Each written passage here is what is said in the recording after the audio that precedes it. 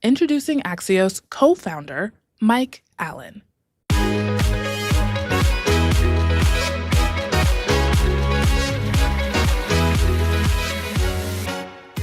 Welcome to the fourth annual Axios What's Next Summit, our insider look at the massive accelerating forces that are transforming government, business, and technology.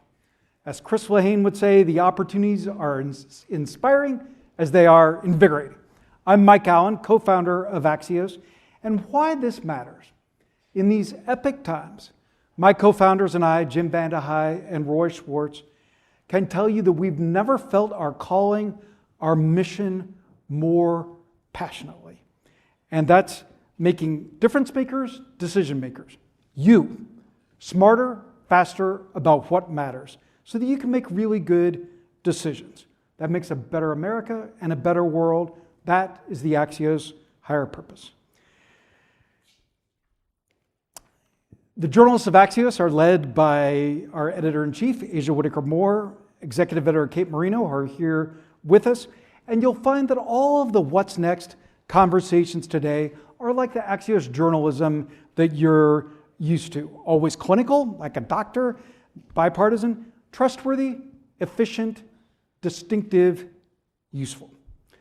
Welcome to those of you in the room in this amazing setting, and to those of you joining us around the world. A little flashback for you to the first annual Axios What's Next Summit. It tells you a lot about Axios and the incredible events team that back then we were just emerging from COVID. If you remember 4 years ago, Purell everywhere, and a phrase that will be triggering for some of you, on-site testing. We're glad that that's in our rear view mirror. We were vigilant about keeping everybody safe, but as Kristen Burkhalter, the top shelf leader of Axios Live, reminded me, we felt like people needed to be together and that we had something important to say. So thank you to Kristen, to Elise Norris, the whole incredible events team for always innovating, always persevering, always illuminating for this great event today. And what a great arc till today. 4 things to know. 1, there'll be a short break in the programming later this afternoon, and then a reception where you can enjoy bites and beverages together as we network. 2, scan the QR code on your badge. You'll see a map, Wi-Fi info, the full schedule. 3, please use the hashtag What's Next Summit when you're posting, hashtag What's Next Summit. And best for last, number 4, the Aura Ring giveaway. You can be like Mike, and you can no doubt beat my sleep score. There's one thing to know about the Aura Ring giveaway. If you don't enter, you can't win. It's right next to the check-in. Please enter. We'll have 2 winners at the end of the stage. You will have, and you will walk out with an Aura Ring and the chance to beat all of my scores. Thank all of you for believing in Axios, for supporting our journalism, for supporting Axios. And now, on with the show. What's next?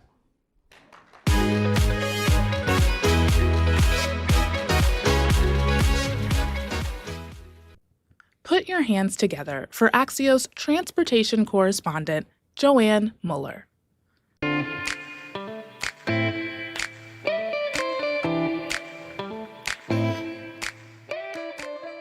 Welcome. I'm happy to be here with you all to get this event started. But first, please let me make a little plug. I have a brand new newsletter. It's called Axios Future of Mobility. I'm covering the future of transportation and beyond, how we get around, how things get to us. And I'd love it if you can subscribe. It's free. It's on Wednesdays. There's one tomorrow. It's not too late to sign up.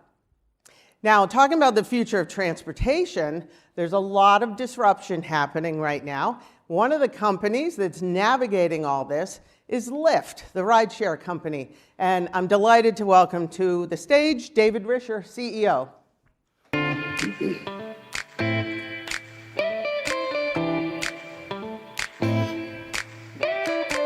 David, thank Thanks. Great to be here. Yeah. And that was awesome. Always be closing. I love that newsletter plug at the beginning.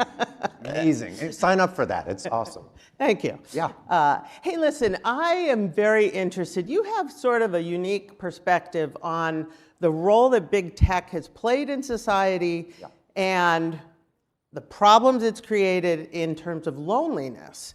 And you think big tech should help fix that problem. In fact, I think you brought a slide here, a picture that we'll put up on the screen. Tell me what's happening. I see a yellow line going straight up. The other one's less important, but what does that yellow line tell us? I mean, this is a line that should frighten everyone. So this is the amount of time people are spending alone and over the years, right? From age 20 to 30 to 40, 60, and beyond. And the reason I think it's so frightening is because it is a powerful force. Actually, Mike already mentioned this. I mean, and by the way, this is sort of before COVID, to be clear. This is not COVID happening. This is all kinds of things in society. And Mike already mentioned, like, being together is really important. It turns out to be important for mental health. It turns out to be important for sort of experiencing the world, having their best lives. And I mean, we're at a company who only exists to get people out of their house and kind of connected with others. So I think it's very important from a business perspective, but from a societal perspective, this is not a happy line. And you are a tech company. Yeah. You say tech bears responsibility for this loneliness epidemic, but because your app gets people out, gets them connected, you're part of the solution? Well, I mean, so let's think about both sides of that equation. You know, how can you connect technology to this? Well, think of the number of minutes you're spending on your phone every day. And it's crazy. I think, I'm gonna get the number wrong, but I think people on average check their phone something like 130 times a day. Something like 130. So every single time you do that, you're going inside yourself. Every single time. Regardless of physically where you are, mentally you're going inside yourself. And then what happens? You're sitting at home at night, you're thinking, oh, should I go out or should I not? Netflix is awesome, right? You know, White Lotus is amazing. Severance is fantastic. I've got a theory about White Lotus I'd like to share with you right now. No, but it's just unbelievable. And so it's so great. And then, you know, DoorDash is amazing, all these companies, but their business model depends, it's not their purpose. It's just sort of an unintended side effect. But the purpose is you're spending more time in sort of isolation. And so our job, in a sense, not the business objective, but maybe the social objective, is to serve and connect people. Lyft is an app that gives people rides to different places. You are not doing delivery with Lyft. And I find that interesting because your main competitor, obviously, that's a big part of their business. Who's that? You might have heard of them, Uber. Tell me why you're not in the delivery business. Yeah, we're in the serve and connect business. That's the business we're in. And look, there are 160 billion rides that people take every year in their own car. But it turns out having somebody else drive you around is pretty cool. You can hang out, you text in the back seat, you can do whatever you want. And so we think it's just a better way, and that's why we're going like crazy. So, you know, if you wanna, I think a good recipe for doing stuff sort of in a mediocre way is to do, you know, 10 different things. And so rather than doing 10 different things, we're doing something really well. And it turns out we're doing better than they are, since you bring them up. For example, a year ago, well, let's just say right now we pick you up about 40 seconds faster than those guys do. So, which is pretty cool because we're a smaller company than they are. So I think focus is constraints provide enormous, you know, creativity, and focus, I think, is what forces you to get to a new level. Okay, so you talked about the human connection. At the same time, you and your competitor are both getting into autonomous vehicles where there is no driver at all, so you will be alone in the car. Tell me a little bit about your strategy, because it's evolved, right? Initially, I believe Lyft was going to develop your own autonomous vehicle technology. You've come a long way from there. What have you learned? What is the right way to go at autonomy?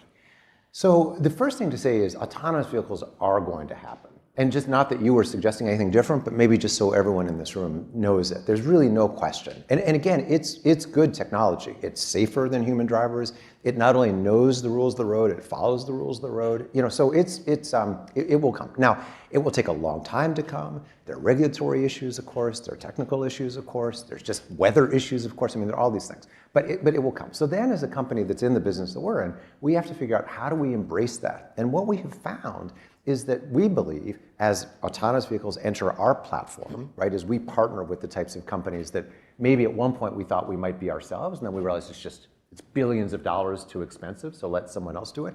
So just like we decided that, we think a lot of companies in the AV tech space are going to decide, you know what, we don't also need to build a rideshare network, right? We can leave that to the people who've already done a good job of that. And then we can partner. We have a partnership with a company called May Mobility, which we've announced we're actually going live with in Atlanta later this year.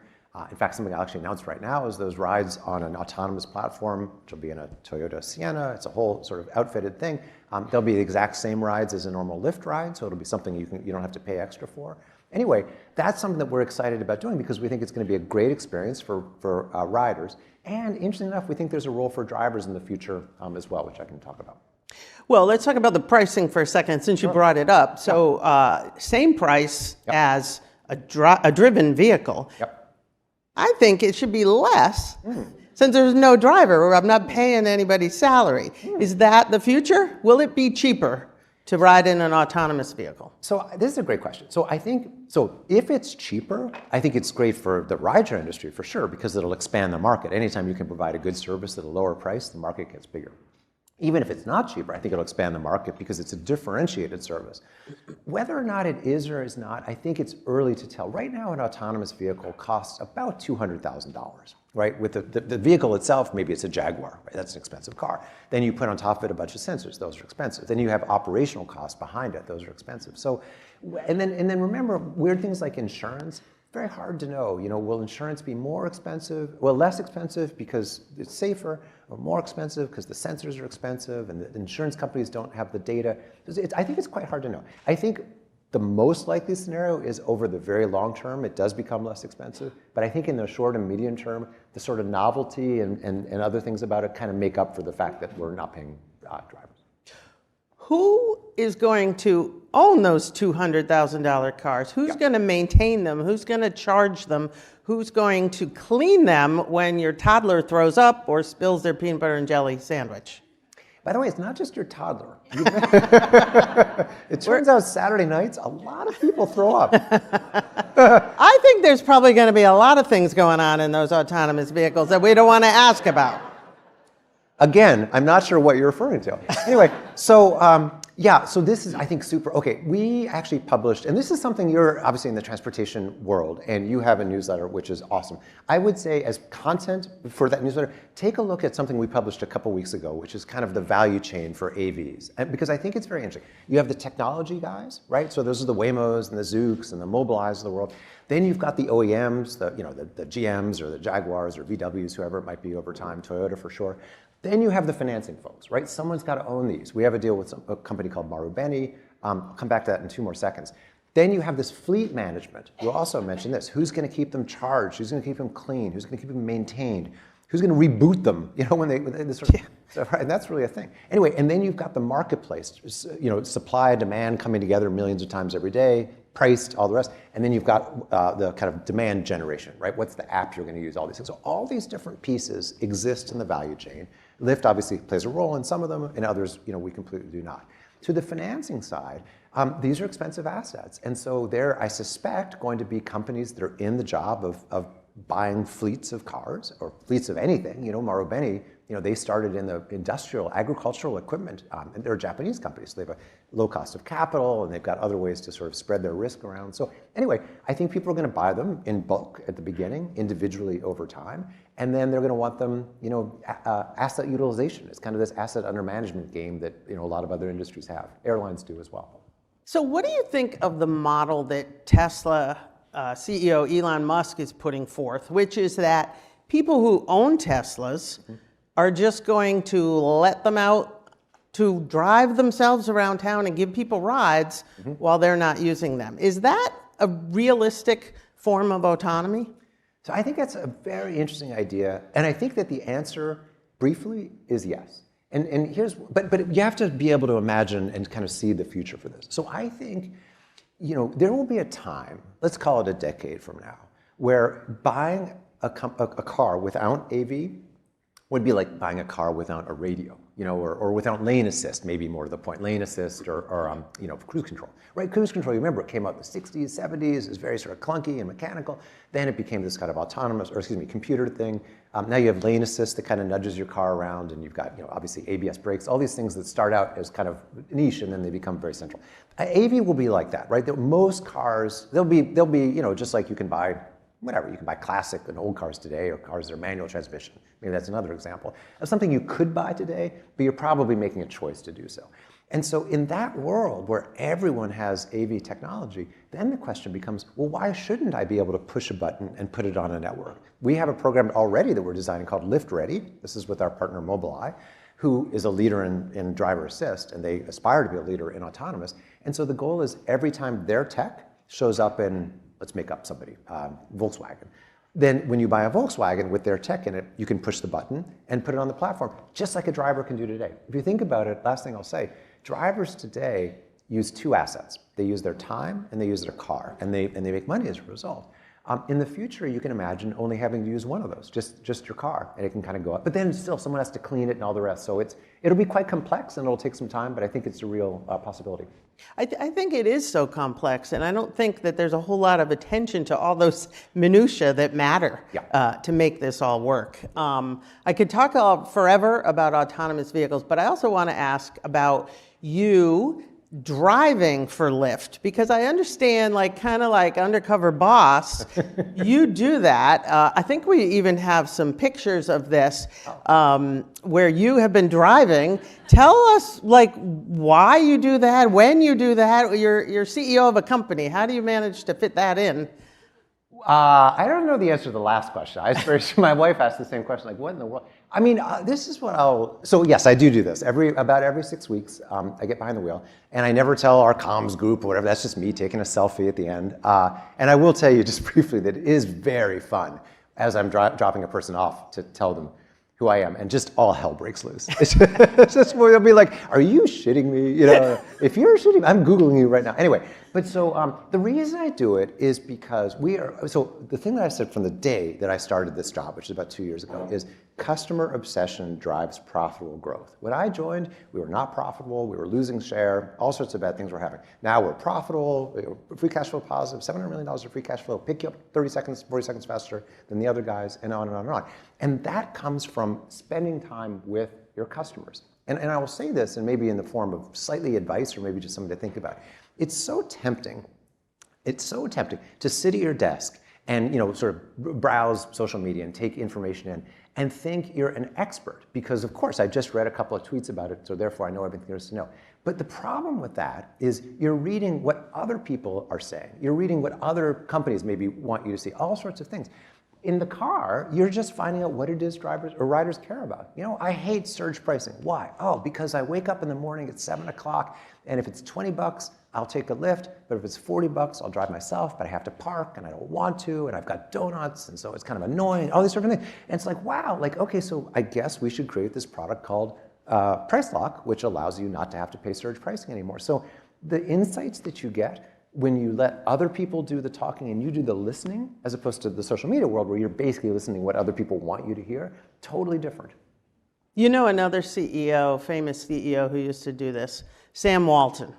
He used to drop in on Walmart stores all the time. I do know that. And really learned a lot. I do know that. So I visited Sam Walton's office in Bentonville, Arkansas, and very famously, he talks about in his book, literally walking down the aisles of Walmarts and picking up paper and talking to customers. And there's just absolutely no substitute for it. And particularly, I know I'm going on too much, but there's so much mediation. You think that you're getting good data, and I don't want to sound conspiratorial, it's not like that, but there's just no substitute to being face-to-face, listening to what people have to say and engaging with them in that way.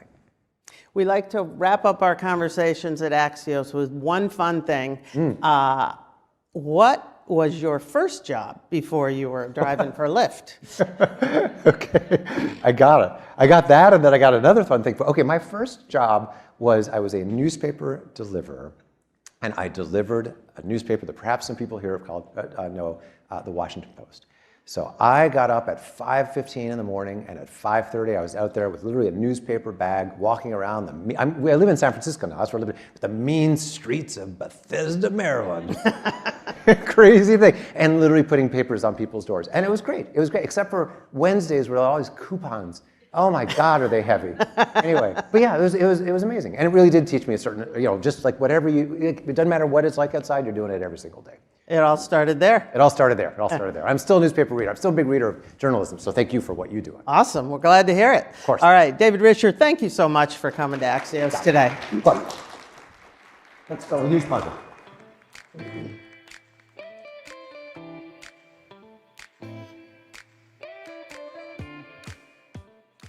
Please welcome Axios politics reporter, Steph Kite.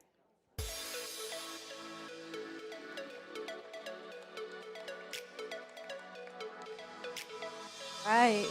Thank you, Joanne, and so good to be here with all of you. Again, my name is Steph Kite, and I'm a congressional reporter for Axios, and I am co-author of our Hill Leaders newsletter. I don't know if you've noticed, but there's a lot going on Capitol Hill these days, so if you're looking for a fast, fun, and insider way to keep track of it all, Hill Leaders is the newsletter for you. And speaking of everything going on Capitol Hill, I'm very excited to introduce our next guest, who has had a front row seat to what has been a mad dash of legislating in DC this year in Trump's new Washington. So please help me welcome to the stage the Senate Banking Chairman, who is also the NRSC Chair for this election cycle, South Carolina Senator Tim Scott.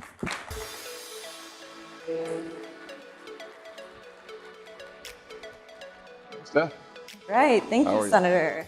How are you? I'm doing fantastic. How are you? Great, so good to be here with you. Thanks for taking the time. Yes, ma'am. This event is all about looking forward to big changes in industry, changes in policy, and your committee, the Banking Committee, recently voted to move forward on 2 pieces of legislation that could have big impacts in the crypto industry. Those are the Genius Act and the Firm Act. Yes. Can you give us a smart brevity look at why these 2 bills matter? Well, I think stablecoins is if you think about it from a guy who's 50 plus years old, stablecoins is like having a traveler's check on blockchain.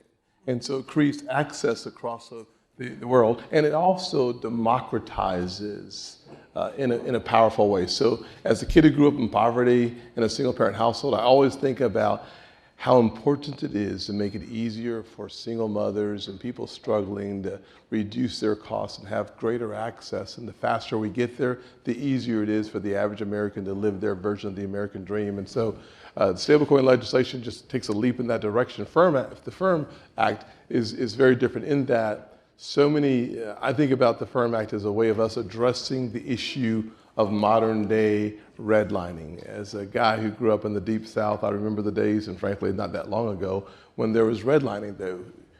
Some places would not bank you because of what you look like. And so today we're seeing that from a partisan perspective. And so the Firm Act eliminates the reputational risk or the redlining based on your partisan affiliation or what business you're in, like cryptocurrency was frankly debanked.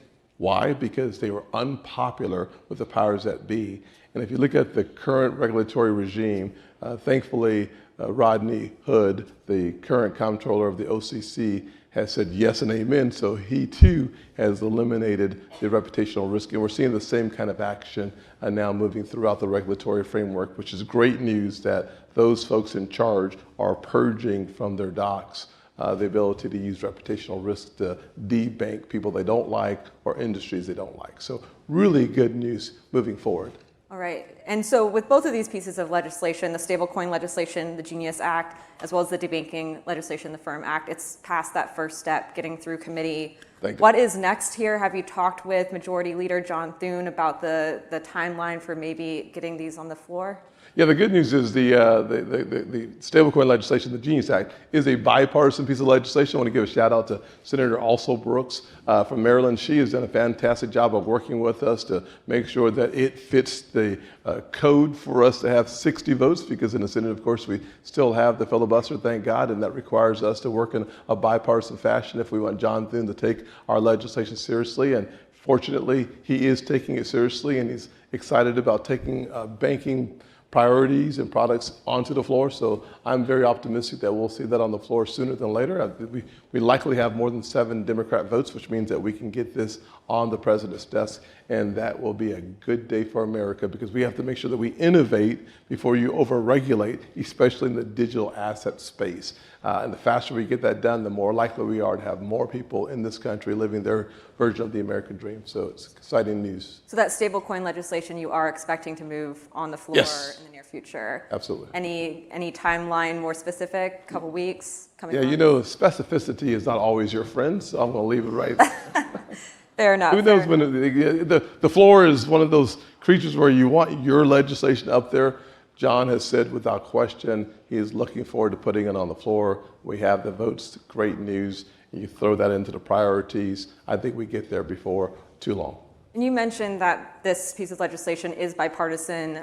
The crypto space is an area where we do see some bipartisan work. Yeah. How important was it for Senator Gillibrand to get on board with the stablecoin legislation, and what is your relationship like with her? Frankly, I have a healthy relationship with Gillibrand. We have the exact same jobs. I'm fighting every day to get more Republicans elected, and she's doing the same thing for the Democrats. So it's interesting that you can find bipartisanship when you're agnostic about what you're doing with whom. So as long as you focus on the what and not the who, you get more things done. And I'm excited about the fact that we had Senator Brooks, we had Senator Kim, Gallego, all on board, all on the banking committee moving forward on that, all Democrats as well. So from my perspective, having a vote with 5 Democrats on the banking committee means it has a really strong opportunity to be successful on the floor of the Senate. And it's that kind of bipartisanship that America has been missing for a very long time. And it's good to see us working under regular order. We're working through the banking committee, and then we head to the floor with a lot of optimism and momentum behind us. Right. So you alluded to the other hat you wear. You're also chair of the NRSC, leading Republicans' efforts to keep the Senate majority, potentially gain seats next year. So I wanted to pivot to kind of that job Yes. you have now. And we have obviously had some big news. 3 Senate Democrats who have announced that they are not going to be running for re-election in battleground states: Gary Peters, Tina Smith, Jeanne Shaheen. How does that change how you approach next year? Well, certainly adds a little optimism to our opportunity to pick up more seats. My goal is to stay in the majority. My stretch goal is to add seats. I'm a big How many? fan. Well, I'd like to be at 55. As Steph knows, I move around a little bit. I'm a Southern guy. My mom wanted me to be a preacher, so it's easier for me to talk and stand at the same time. Come on down here. Okay. Not too long. My heels are high. We're not taking up an offering. We're not taking up offering. Maybe a couple of y'all right here, but no. So from my perspective, our job is to increase our majority. How do we increase our majority? We simply say to my friends on the other side of the aisle, thank you for retiring. We hope to replace you with a Republican, but at the end of the day, this is going to be a battle. We've got a lot of work to do. The American people will have a clear choice. I think of states like Minnesota, where this last election, we lost that state by about 2 points, about 80,000 votes. I think about Michigan. We lost Michigan by 0.3%, about 17,000, 18,000 votes out of millions cast. I think about Georgia, where today every single constitutional office holder in Georgia happens to be a Republican, even though both senators are Democrats. So I think we have a real strong possibility of picking up a seat in Georgia. I think about the defensive posture. You know, you win Super Bowls, they tell me, with good defense. Philly might disagree with that, but as a Cowboys fan, I'm just hoping and praying to go back to the Super Bowl. It's funnier than you were laughing. Go Eagles. I can tell she's not from a Cowboys land called Dallas, but at the end of the day, playing defense requires us to be very successful in Maine and in North Carolina. 2 really hard seats for us to hold, but the good news is Susan Collins is a perfect person for her race, and Tom Tillis does a really good job in North Carolina. So we have a lot of defense to play, and we have offensive opportunities to include New Hampshire as well, where Jeanne Shaheen, our good friend, just retired, and hopefully we'll have a chance to pick up that seat as well. Well, speaking of the offensive play here, when you're looking at New Hampshire and Georgia, of course, there's a lot of speculation about Governor Sununu, Governor Kemp. How are those conversations going? It looked like Sununu was in town yesterday. Did you speak with him? We did. We had dinner last night.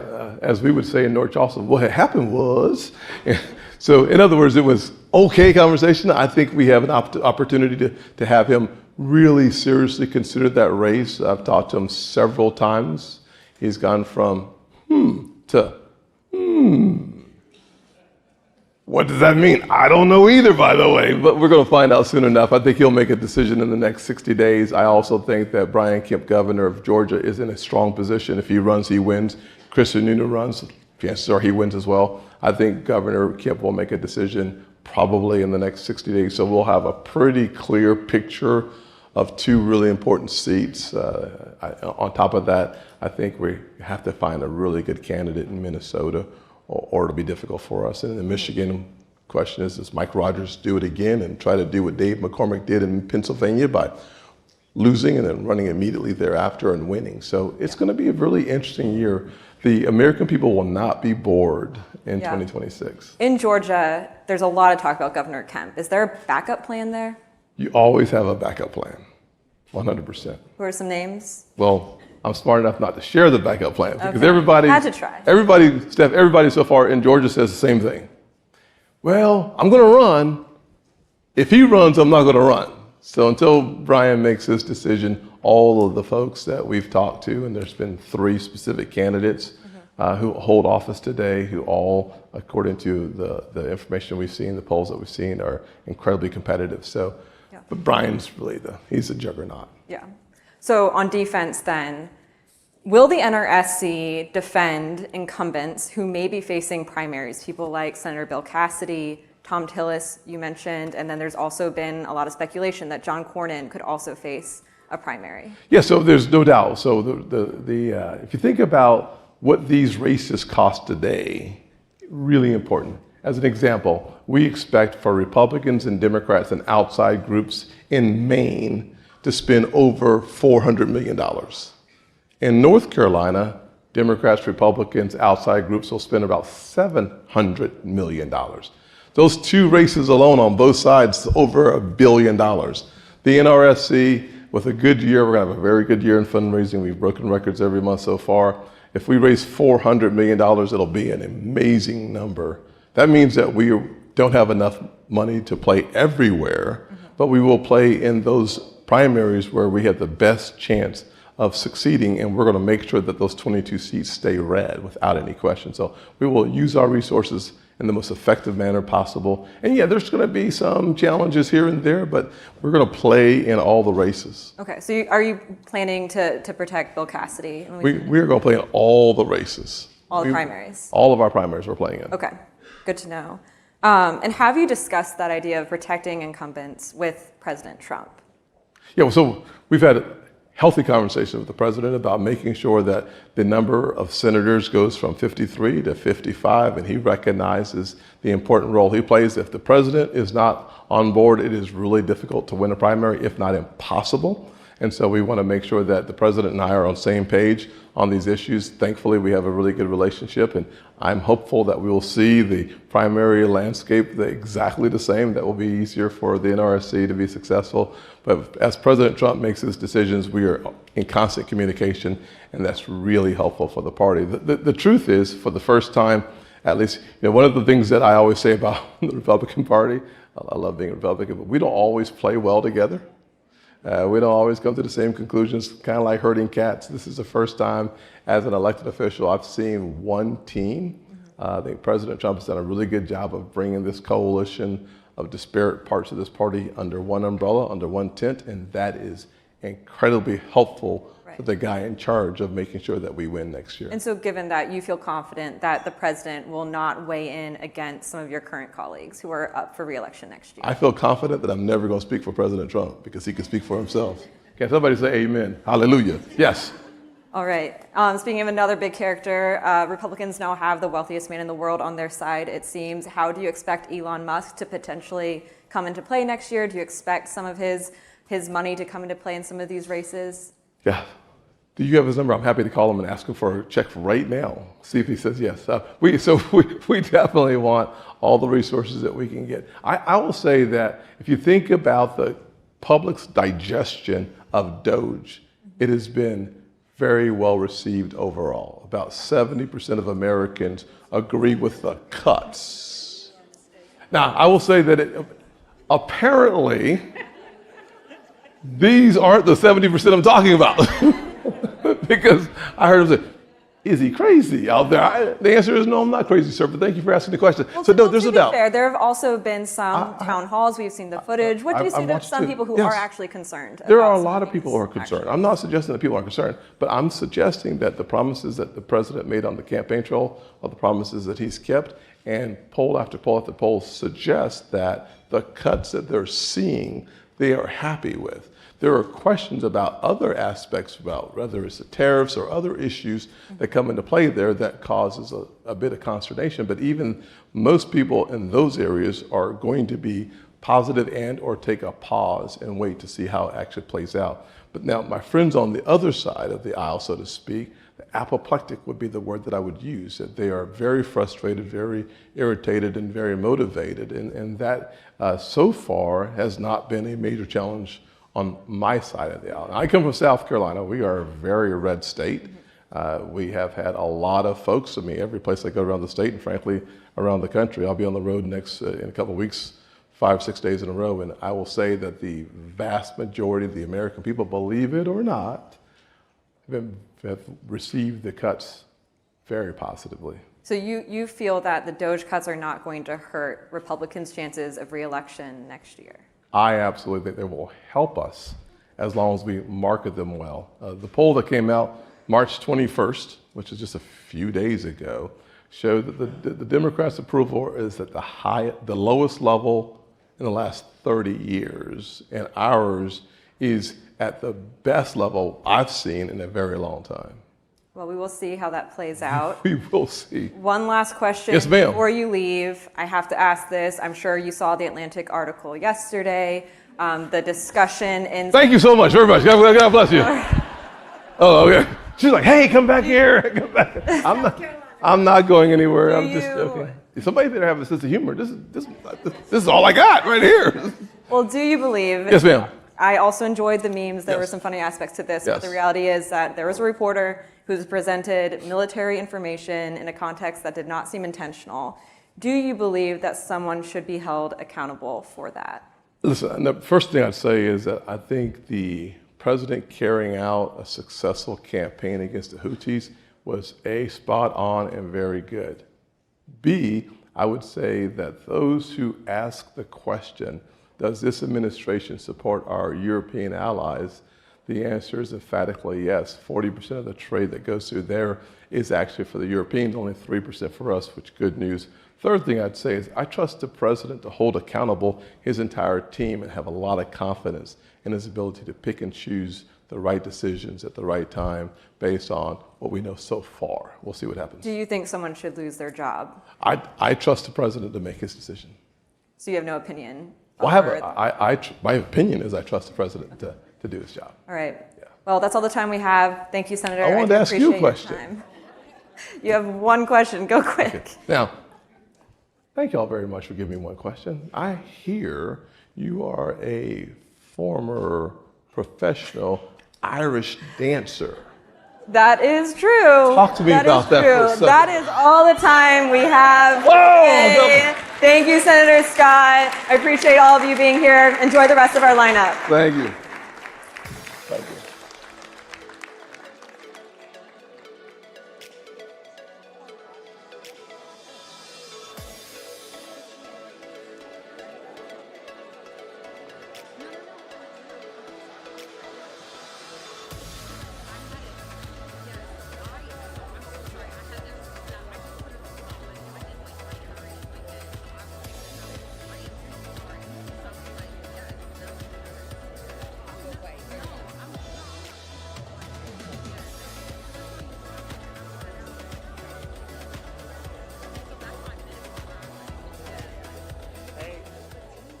Up next, our View from the Top moderator, Axios publisher Nicholas Johnston.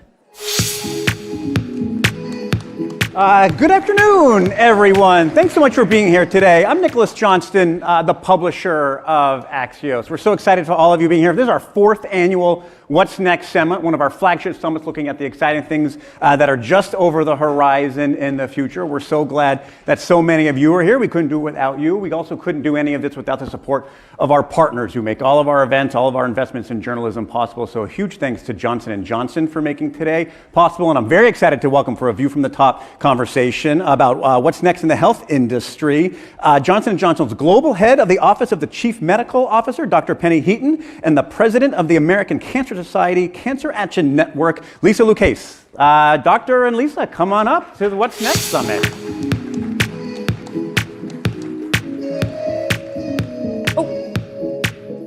Welcome. We don't have to use the whole space like Senator Scott. We can maybe just take a seat if we'd like. Thank you so much for being here today. And I would love to start big picture. The story of medical innovation is about like huge investments in scientific breakthroughs. Lisa, maybe let's start with you from your vantage point. Would love to. Thanks What so much does that mean for you? Oh, sorry. Thanks so much for having me. Absolutely. Thanks for being here. Thanks for your enthusiasm. What is from your viewpoint, from the data standpoint and from your vantage point, what have you seen from these kind of breakthroughs and what do they mean for patient care? Yeah, so thanks for the question. And again, pleasure to be here. So the American Cancer Society every January of every year publishes something called Cancer Facts and Figures. It's not only the most cited cancer publication, it's actually one of the most cited publications in all of science. So every year we sort of see what's happening as it relates to incidence and mortality in cancer. And the amazing news is mortality continues to go down. From 1991 to 2022, 34% reduction in cancer mortality. Incredible statistic, averting 4.5 million deaths, and really 18 million survivors nationwide. So incredible statistics. Although, of course, incidence rates are actually going up. Some of that is because of the aging of the population, but about 2 million people over the course of a 12-month period are going to hear the words, "You have cancer." And so there's a lot of work to be done related to that incidence and really understanding how important of those 2 million cases, about 618,000 people will lose their lives to cancer, and about 40% of those deaths are actually preventable. So with those great trajectories, like how do we keep it going? Like, this isn't done alone, I guess, really. What are the partnerships that are involved to keep that momentum going? Critically important. Penny and I were just talking about this. There are so many stakeholders in the cancer continuum, in the ecosystem, that a patient has to enter if they happen to hear the words, "You have cancer," or they're trying to prevent or early detect their cancer. So there's no way a patient can get through those processes without a lot of incredible partners. And J&J happens to be one of those great partners for patients, for the American Cancer Society Cancer Action Network. But just overall, there's no single point of contact when someone goes into a healthcare system. So partnerships are critically important. Like Penny, how do you view that from your vantage? Yeah, partnerships are just absolutely essential to make progress. Over the course of my career, I've worked in government, philanthropy, big pharma, biotech, and in all of those situations, I've realized the value of partnerships. J&J, we're almost 140 years old. We bring a lot of resources to the table, but what we bring is very unique, and we need our partners to complement what we bring. While we're making great strides in, let's say, in our hematologic cancers, but actually now, because of the way we are understanding the biology, we're even getting to the point where we can intercept disease before the symptoms actually start. We're also looking at precision medicines in our solid tumors like lung and bladder and prostate cancer. But it takes partnerships. In fact, we need people to support every step along the continuum, from research, development, new methods of manufacturing.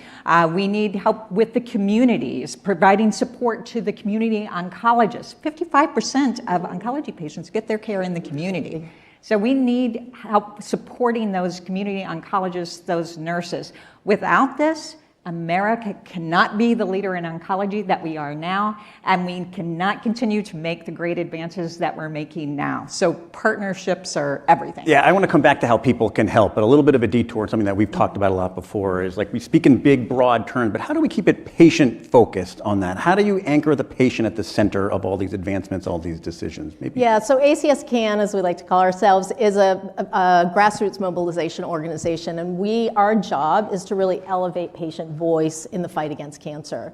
And so that is really rooted in empowering people to tell their stories and to really know that through their stories and their experiences, they can have a lot of impact in not just their own journey, but those of their loved ones and friends. And so making sure that patients understand the many aspects of preventing cancer, screening early, but it really is about that individual voice and your own unique cancer. Everyone says cancer, but as Penny knows, cancer is over 200 diseases, many of which are rare.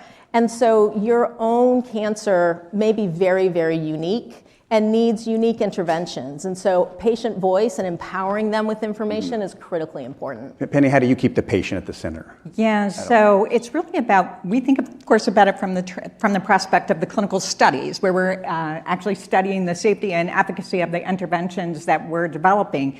And it's just so important to think about meeting the patient where they live. So we have a series of initiatives that are ongoing to make sure of that. One thing, it's really important for the science that the patients in our studies are representative of the populations that we're ultimately going to provide our interventions to. So making sure we're learning who has cancer, where do they live? They aren't all in New Jersey and near our headquarters, And so understanding where they are. We also have patient engagement research councils. They're made up of patients with prostate cancer, with colorectal cancer, where we can sit down and talk to them about their disease.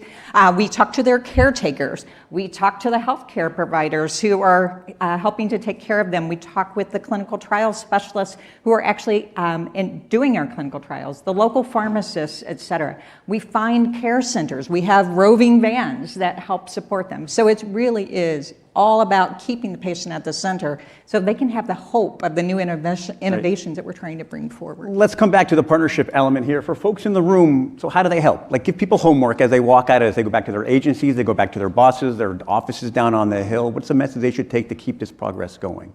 Yeah, I would just say elevate your voice. Your engagement is really important. And I just want to tag on, for example, clinical trials. So critically important in the progress of finding cures.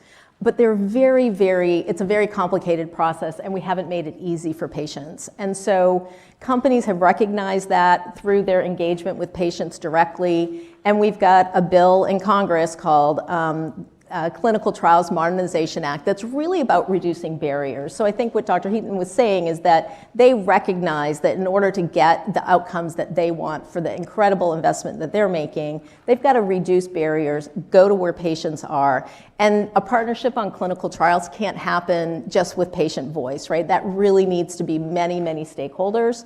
And J&J in a partnership like that, among many others within the industry, is really important for us to move a piece of legislation in Congress, for example. What's your homework for the crowd, Doctor? Yeah, the same.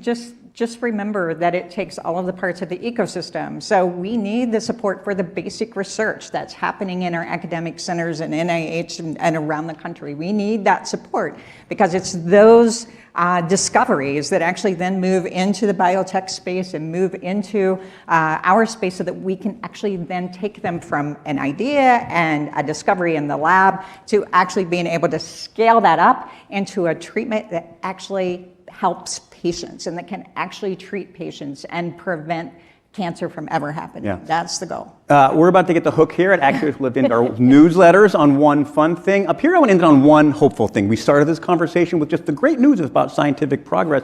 Look for it ahead. What's something that gives you hope about the battle continuing? Incredible, incredible innovation in early detection. That is really what's going to change the trajectory of cancer, not the incidents themselves. Cancer is a disease of biology. People are going to get cancer. But if you can detect it earlier, and there's just incredible intervention that's happening there, then that's going to mean that your outcomes are going to be significantly better. And I am really, really hopeful about the incredible innovation that we're seeing in that space. Yeah, as am I. I mean, you said it so perfectly. When you look at, overall response rates and survival rates now as compared to even a decade ago, the difference is just tremendous. I'm really excited, a very concrete example. I'm really excited about what we're doing in trying to intervene in cancer earlier and earlier. As I said, we're trying to actually be able, through biomarkers and blood markers, be able to intercept the disease before symptoms begin. We are going to FDA later this year, not 5 years from now, but this year, to actually talk with them about one of our products that we are going to be recommending for smoldering myeloma. I love that term, smoldering myeloma, so that we can actually treat patients with multiple myeloma before their symptoms begin. It's not pie in the sky anymore to intercept cancer before the symptoms start, and I'd like to think it's not going to be pie in the sky to prevent cancer and completely. And so, I'm hopeful because I think we're actually at the point where we can realize that ambition of getting out in front of cancer on behalf of our people. That's an amazing, hopeful note to end on. Thank both of you for being here. Thanks, Johnson & Johnson, for making this possible. Thanks all of you for sticking around, and the conversation continues right after this. Thank you.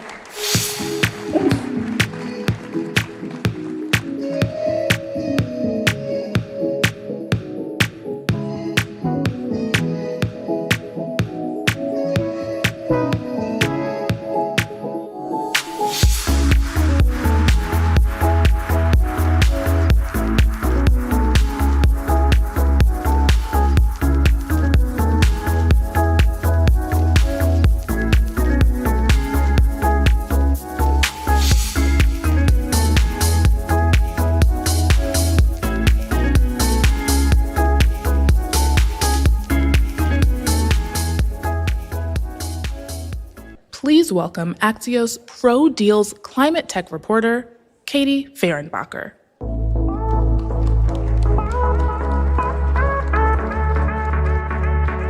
Hi. I'm so excited to be here for the What's Next Summit, and excited to be here in Washington, D.C. I flew into San Francisco last night. I'm Katie Fehrenbacher. I cover climate deals for the Axios Pro team. Just one bit of housekeeping. Don't forget to use the What's Next Summit hashtag to follow along with the conversation. And I spoke recently with our next guest about how the AI boom is leading to a race to build on-site power for all these massive data centers that are being built out here. So here to expand on how AI is reshaping energy demand, I want to welcome to the stage Bloom Energy's CEO, K.R. Sridhar.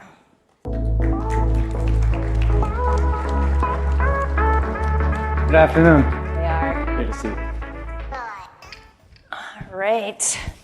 So, it's great to see you again. I just want to orient the audience a little bit because fuel cells can be a little bit wonky. So Bloom makes fuel cells that run a fuel. So in Bloom's case, usually it's natural gas. It runs across a stack of catalysts to chemically make the electricity and doesn't involve combustion.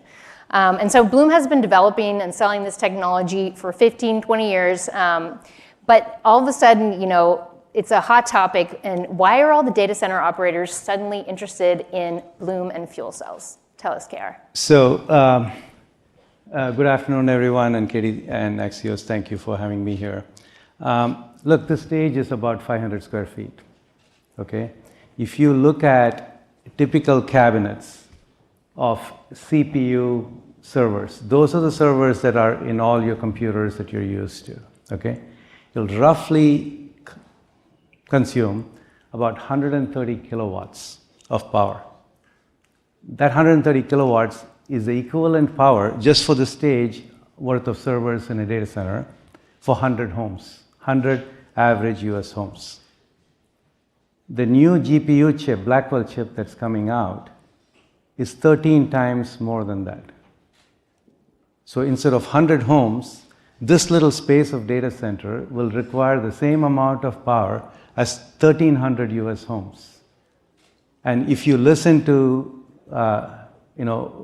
Jensen from NVIDIA speak 3 years from now, the Rubin Plus chip, that's 6 times that. So close to 7,000 homes worth of electric power is what it'll take to power just the computers in a room the size of this stage. And why do they want on-site power? That's that kind of power to be able to provide in your neighborhood is not going to be easy, because power is usually produced far away in a large central power plant, and it's brought by highways and surface streets called transmission and distribution to where you need to get it. And building that transmission distribution takes years. And we as a country, none of us want it in our backyard.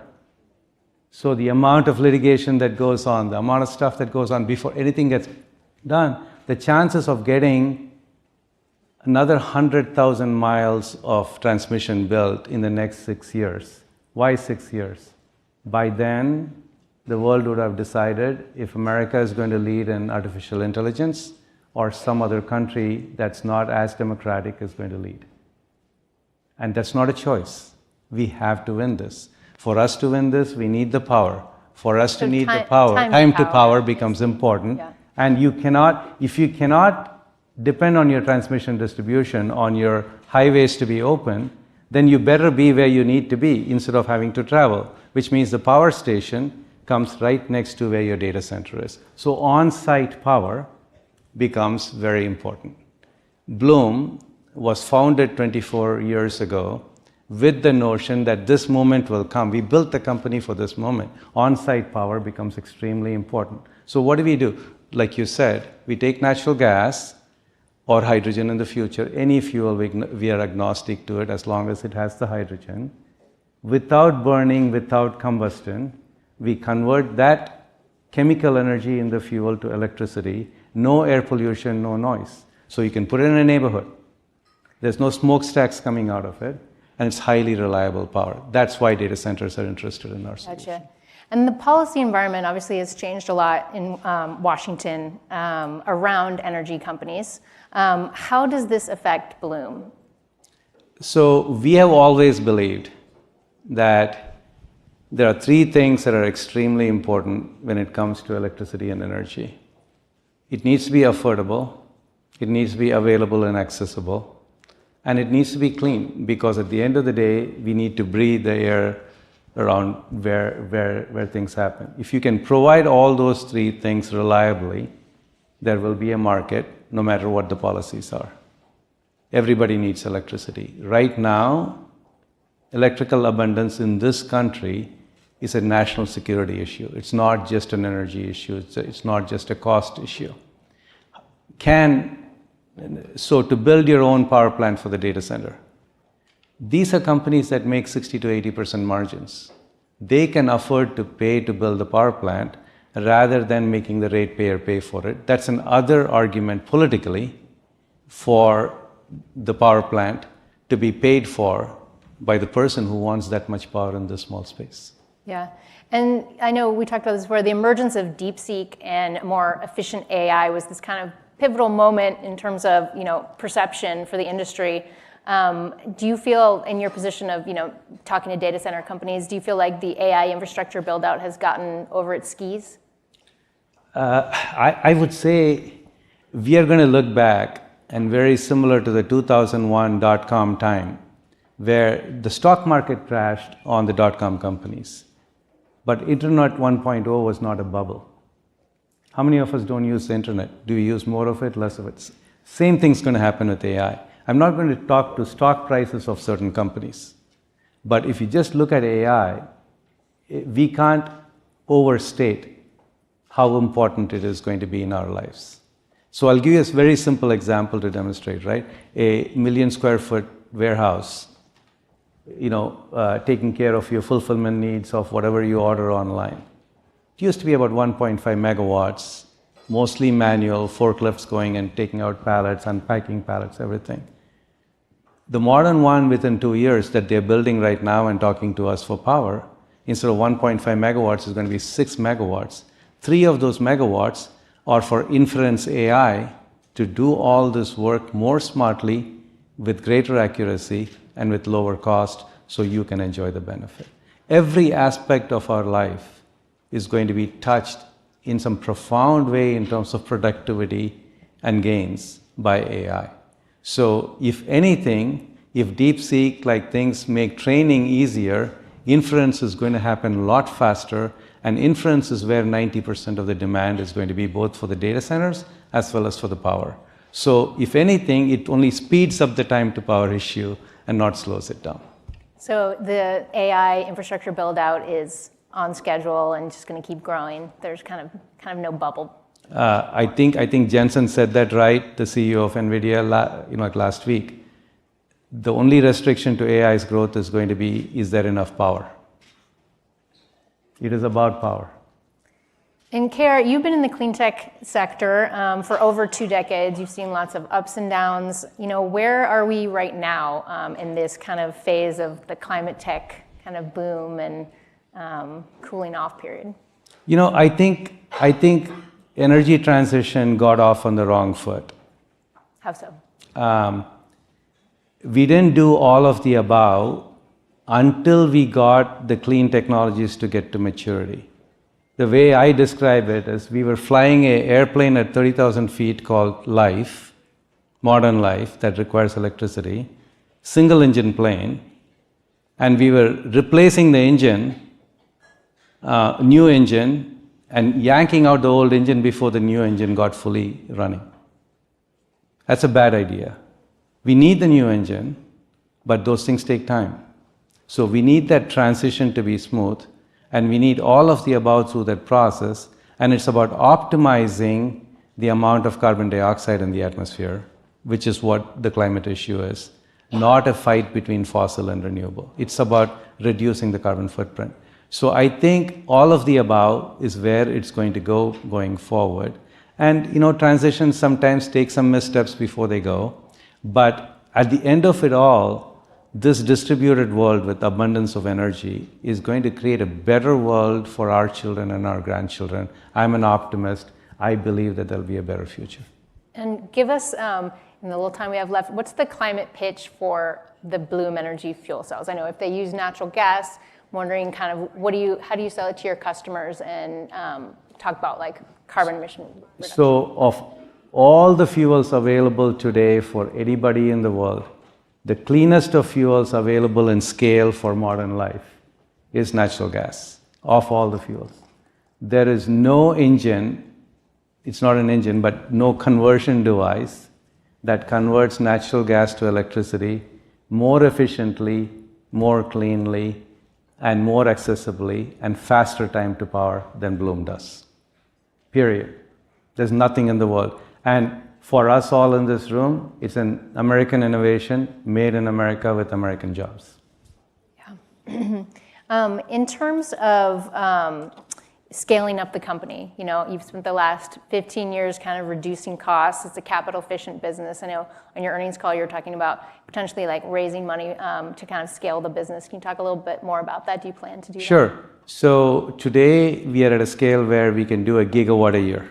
That's about the size of a large nuclear power plant's worth of stuff. It took us 10 years to cumulatively build 1 gigawatt. Starting this year, we can do 1 gigawatt a year. And if we need to scale up, we can keep scaling up gigawatt at a time, so we can do 2 gigawatts, 3 gigawatts a year. It'll take us only 9 months to build that factory. And we are prepared for that. We want that opportunity. Yeah. So no comment on fundraising? I don't think we need to raise funds to be able to build the factory. Okay, gotcha. And kind of my final question, in terms of, you're looking at the policy environment. I mean, do you feel like, from your perspective running Bloom, that the Trump administration is going to be supportive of your type of technology, or is it more like we're, solar and wind are kind of, struggling in the policy environment? Look, President Trump has made it very clear, even in the World Economic Forum, Davos speech, that we are going to win the AI war. We're not going to cede it to China. If you're going to do that, we need lots of power very quickly. And the only way we can do that, nuclear is going to take many years. We need to start developing it, but it's going to take many years. Natural gas is our only option to do that. If we don't do that, we are going to lose the AI war to China, and we are going to lose the climate war because they're going to build coal power plants to power their AI data centers, which is a lot worse for the environment. So we will lose it on both sides. So for that reason, I think the administration will be highly embracing of what we do, especially given that we are an American-made technology. Okay. Well, thank you very much. Unfortunately, that's all the time we have. Appreciate this insightful conversation. To our audience, just sit tight for a few more great conversations. And don't forget to stick around after for the networking reception. And one note on the stage program, after this conversation, we're going to stick around for Serve Robotics, followed by Kraken, in that order. But thank you so much, K.R. Thank you.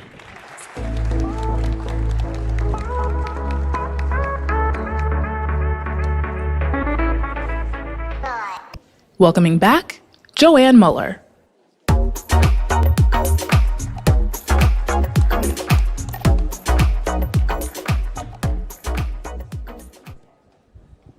All righty. Well, in this age of automation and AI, we tend to think a lot about how robots are going to change our lives, how they're going to affect our work. And so we're going to dive into that now with Serve Robotics CEO Ali Kashani, and I think he might have a friend with him.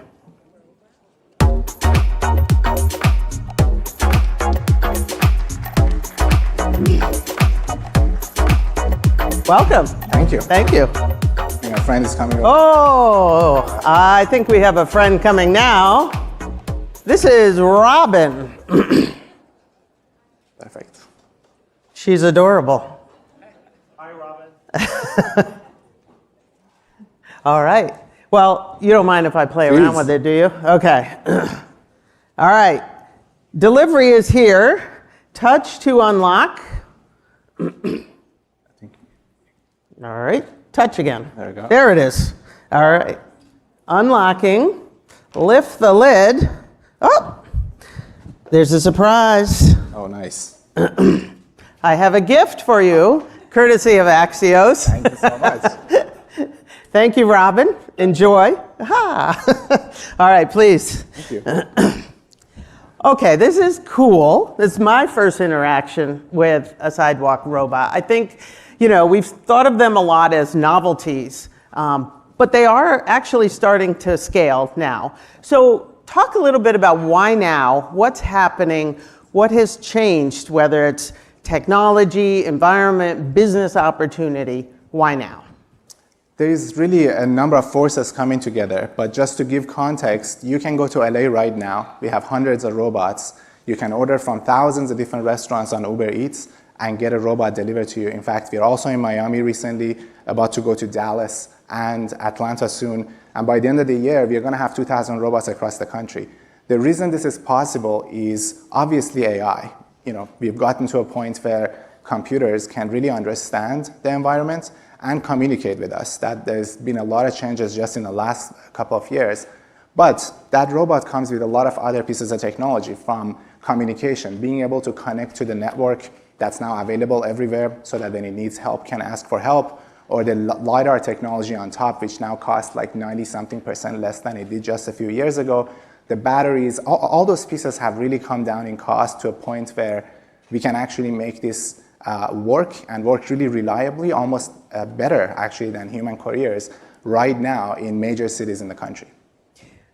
Well, I get my burritos in a car right now. Yes.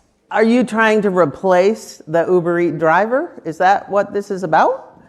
I think actually this is really market expanding. So it's true that the driver won't be doing that particular job, but the cost of last mile delivery today is somewhere in the range of $8 to $10. Let's compare that for a second. If you order something from China, it costs $2 to get it to your front door. You order it from Chinatown, it costs almost $10, right? You bring that cost down to, let's say, $1, this is going to actually create a lot more jobs for delivery drivers, for people who maintain and manage robots, for people in restaurants. So for the foreseeable future, I think this is going to be more like ATM machines, where initially everybody thought they're going to get rid of teller jobs, but they brought the cost of banking down, and banks opened more branches, they worked with more customers, therefore they hired more tellers. I think this is going to be a very similar impact. Now, I'm presuming this is electric, That's right. so it has to be recharged. Yes. How does that get handled? How long can it go on a charge? I don't want to have range anxiety and have my food getting cold in there. So we have depots, like multiple depots in LA right now, in Miami, where the robots are there overnight, they charge, they get cleaned, they get maintained. In the morning, they just go to work. They stay out all day, they're just like any other Uber driver, basically they just go around. They're not dedicated to a restaurant or anything, they just get a job from the closest restaurant, drop it off at the customer, they go to the next restaurant. And then at night, when they're done, they come home, and that's when they get, again, cleaned up, charged, get ready for next working day. I'm curious about the safety record. A lot of cities have banned scooters, for instance, on the sidewalk. What makes these safer? It's actually just physics. Like, we have 3,000 times less kinetic energy than a car. And that's what's the safety risk, is the transfer of kinetic energy from a car to a person that causes damage or possibly fatality. Our robots, they just can't hurt people the same way, because even if they come into contact with someone, the most likely scenario is they just walk away. So this is just inherently safer. Of course, they also have all these really fancy sensors. I believe we actually are making roads safer right now by getting rid of the cars, the 2-ton car moving 2-pound burrito that you were kind of alluding to earlier. But getting rid of those cars and replacing them by the robots, it's already making those cities safer. Well, as these things proliferate, do we need rules of the road for robots? Like, on traffic laws now, we have the yellow line. If there's so many of these things replacing cars, like, take me to that future. For sure. Actually, whenever we go to a new city, like even the first time we went to Los Angeles, we reached out to them and said, hey guys, there's no laws in the book that says this is illegal, but we do want to let you know, we want to come operate here, we want to be partners with you. And they actually confirmed that. Over time, we worked with them and developed a permitting program. And we helped actually inform them what makes robots safe, what are the important things to take into account when you're deploying robots, what capabilities should they have. So yes, I absolutely expect there would be rules of the road over time. But our first priority is just be safe in the very chaotic environment of a sidewalk. I mean, these robots, they deal with people, children, pets, goats. We've had to deal with goats. I mean, Goats in Los Angeles? On a sidewalk in Los Angeles, like, there's nothing that you can expect, not expect in Los Angeles. So we want to be safe there without any rules even. But over time, I expect those rules are going to be developed. If you, do you anticipate that there will be federal regulations of these robots, or is it like a city-by-city rules of the road, as we've discussed? Yeah, so sidewalks are not federally regulated. They're usually municipalities and states. There's 20-something states that have actually put regulations in favor of robots already. They're encouraging robots to go there. I would expect that it stays within municipalities and states, but probably states are going to have a really big role to play to kind of unify the framework. Now, I think this is your newest Generation 3 robot. Briefly tell me what the whiz-bang features are. And then I believe you're going to be coinciding this with drones eventually, so we'll get to that. Okay. But tell me what's unique about this. So, I mean, think about this as iPhone 2 or iPhone 3. There's going to be always like the next generation. We are improving everything.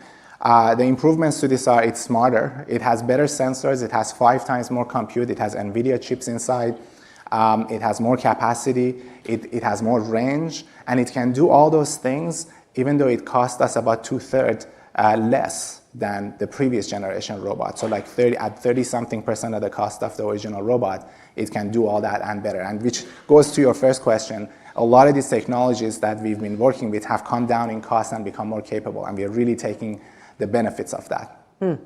All right, so I mentioned drones. That's something I've written a lot about. Sure. Drone delivery has been promised for a while. It's just beginning to take off. How is this going to interact with drones? I think you brought a video, didn't you? Yes. Let's see what we've got here. Maybe you can walk us through what's happening. You see a robot being loaded here, and then it hands off the package to a drone without human involvement, so completely automated. What's exciting here is about half of deliveries in the country are short distance, so a robot can do it by itself. But what about the other half? You have to have an answer for that too. It turns out drones are really fantastic to do the other half of those deliveries. They go longer distances, they can do it fast. Again, they emit less, they cause less congestion. However, the challenge for them is getting to the restaurant. How do they get the food? How to get the drone to the restaurant. That's right, because restaurants are usually in busy places. Yeah. You need dedicated real estate for a drone to operate. But with this, our robot can take care of that. Our robot picks up the item from the restaurant, brings it to a nearby loading device, which is what you're looking at. It's a passive device. It doesn't need electricity or anything. It's just a mechanical thing. Hands it over to the device, and then you can see the Ring drones over there that takes the delivery to the customer. Now, your partner in that is Google's Wing. That's right. They've been doing a lot of work with Walmart, for example. So do you have a deal brewing with Walmart that you could bring the goods from the store to the parking lot instead of having a courier run them out? Actually, we have done a pilot with them a couple of years ago where our robots did a number of things. One was taking the items from the back office to the parking lot where the customers are waiting. So that's the curbside pickup.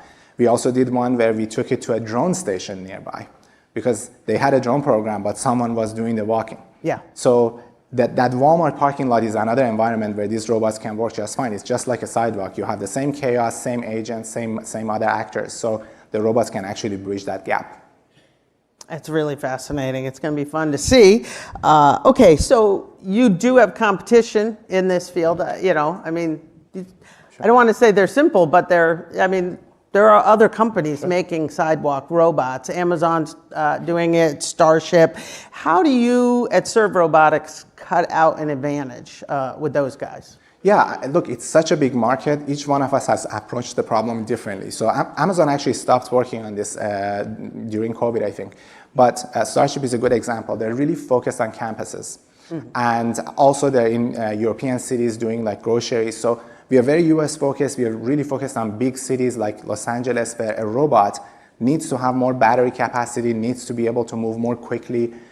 So that's been our focus. Urban environments, doing high volume deliveries for platforms like Uber, versus there are a number of players that are, for example, working on campuses that are smaller form factors, maybe less battery, less range.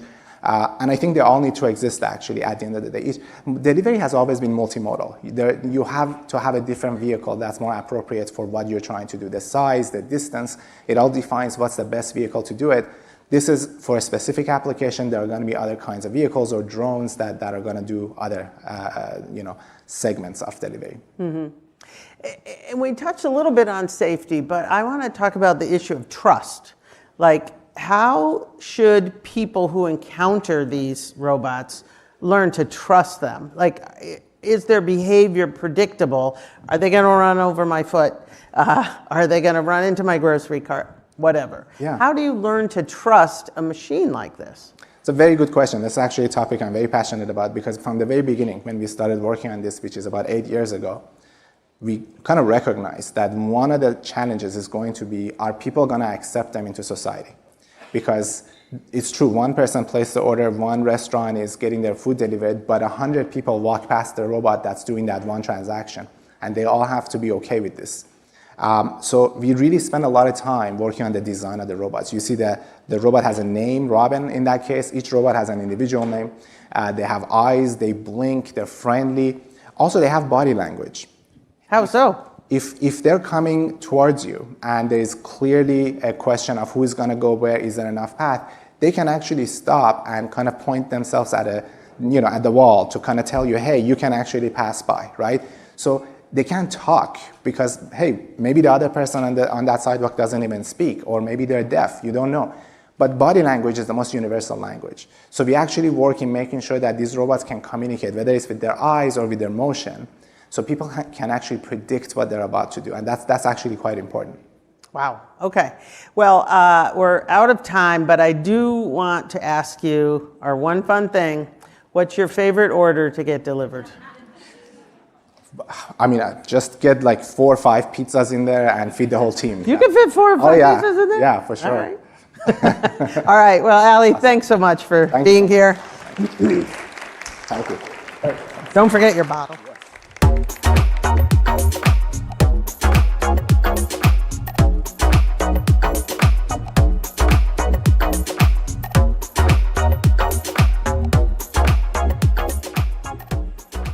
And now, introducing Axios Pro FinTech reporter, Lucinda Shen.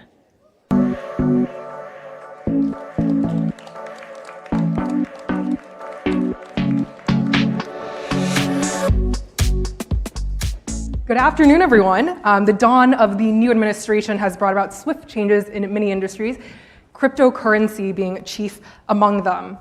With President Trump's promises of making America and Washington the crypto capital of the world, there's now reinvigorated interest in the asset class and industry in the US.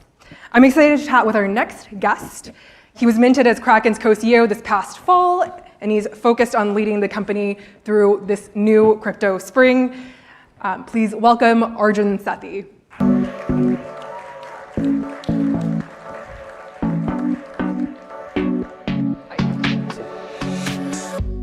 Right, welcome Arjun.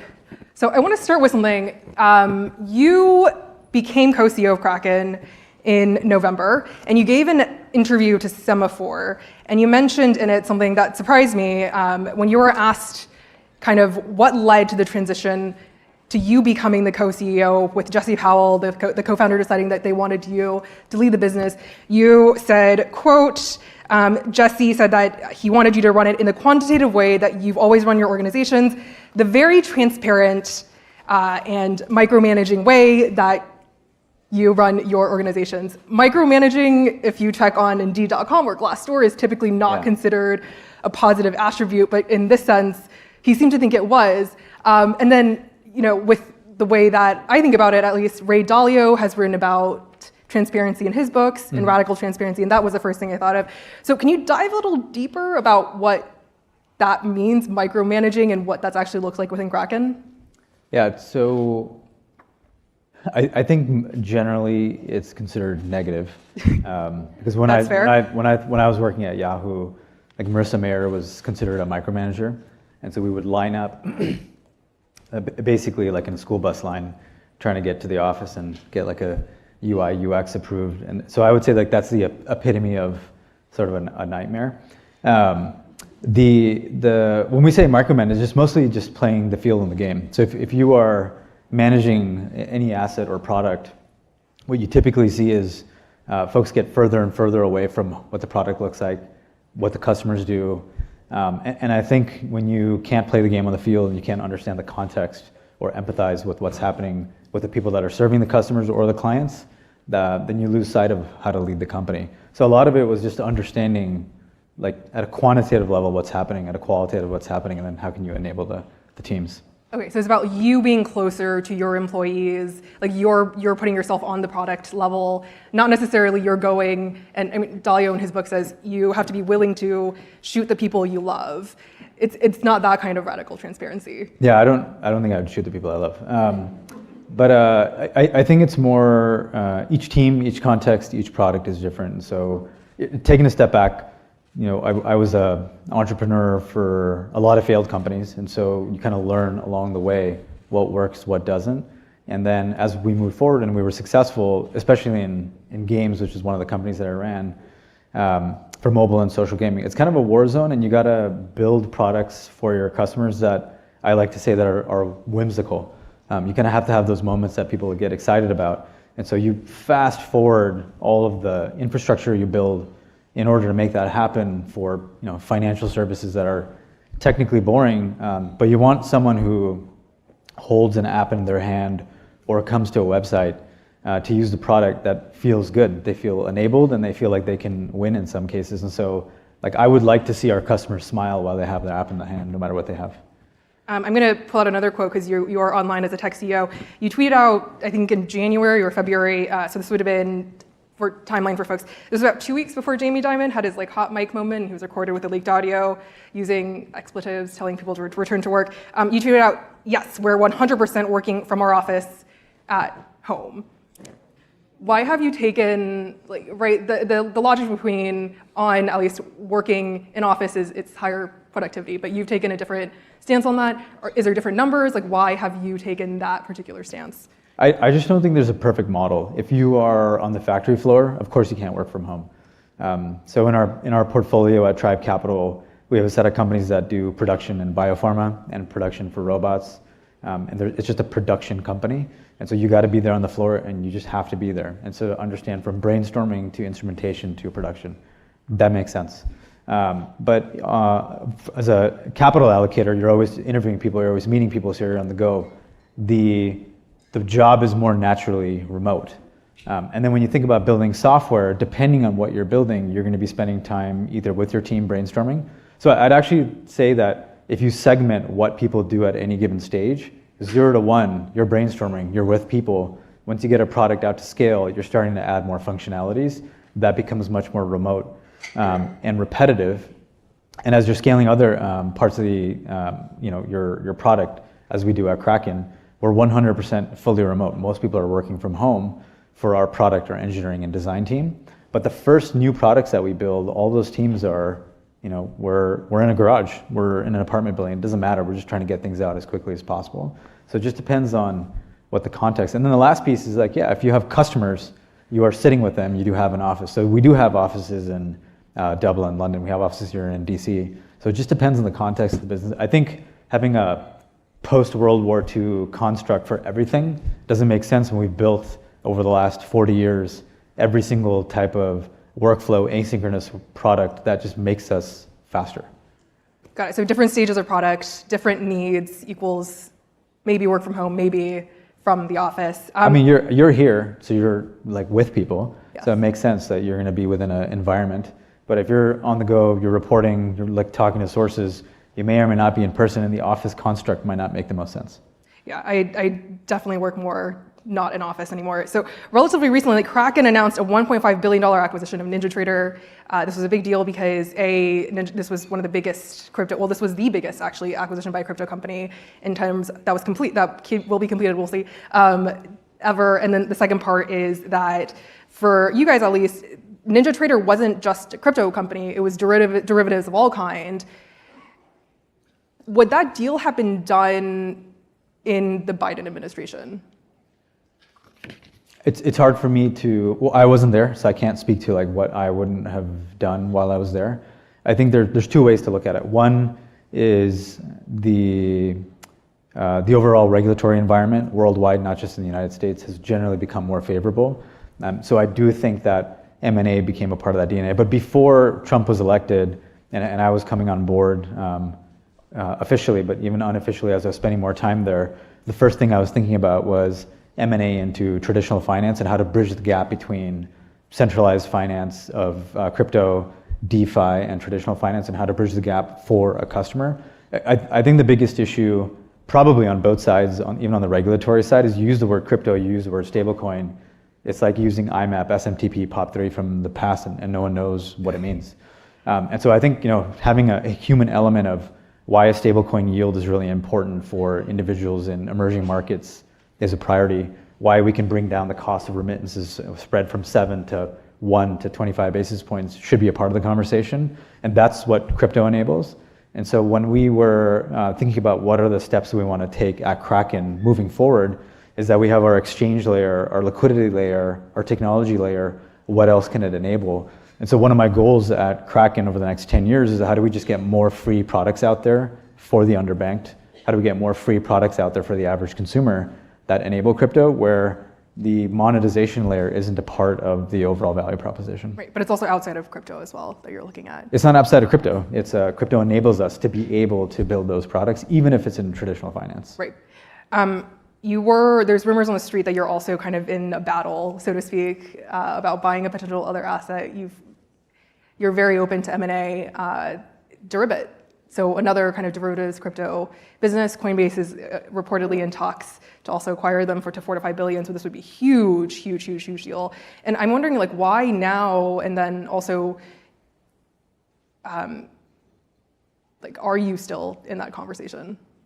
Yeah, I think, look, our job within Kraken, my corp dev team, my biz dev team, biz ops team, partnerships team, we talk to everyone at any given moment. And so when we see opportunity sets that could help enhance our business, we're obviously going to talk to them. And so Deribit was one of those companies that we've engaged with, not just as, hey, does it make sense to acquire, but like, how does it make sense for us to be able to partner into futures, derivatives, and options, especially if you go back to, what traditional markets and finance used to look like in the mid to late 90s. The options market just kind of exploded in a way that was sort of conducive for the financial markets. And so I think crypto is going to do the same thing, but I think it's going to be 1,000x from what we see today. And so it's one of the reasons why we acquired Ninja, was that we wanted to sort of pay, in my opinion, an honor to what already exists here in the United States, again, bridging that gap. And so Deribit was one of many conversations, and we just decided to move in another direction. Right. And it sounds like you guys, okay, so it was and no longer is part of the conversation. It's not, no. It's no longer part of the conversation. All right, so I want to ask you also, like, you guys are known, in comparison to Coinbase, right? Kraken is known as positioning itself as for investors that are more professional. They might be a little more knowledgeable about the space, right?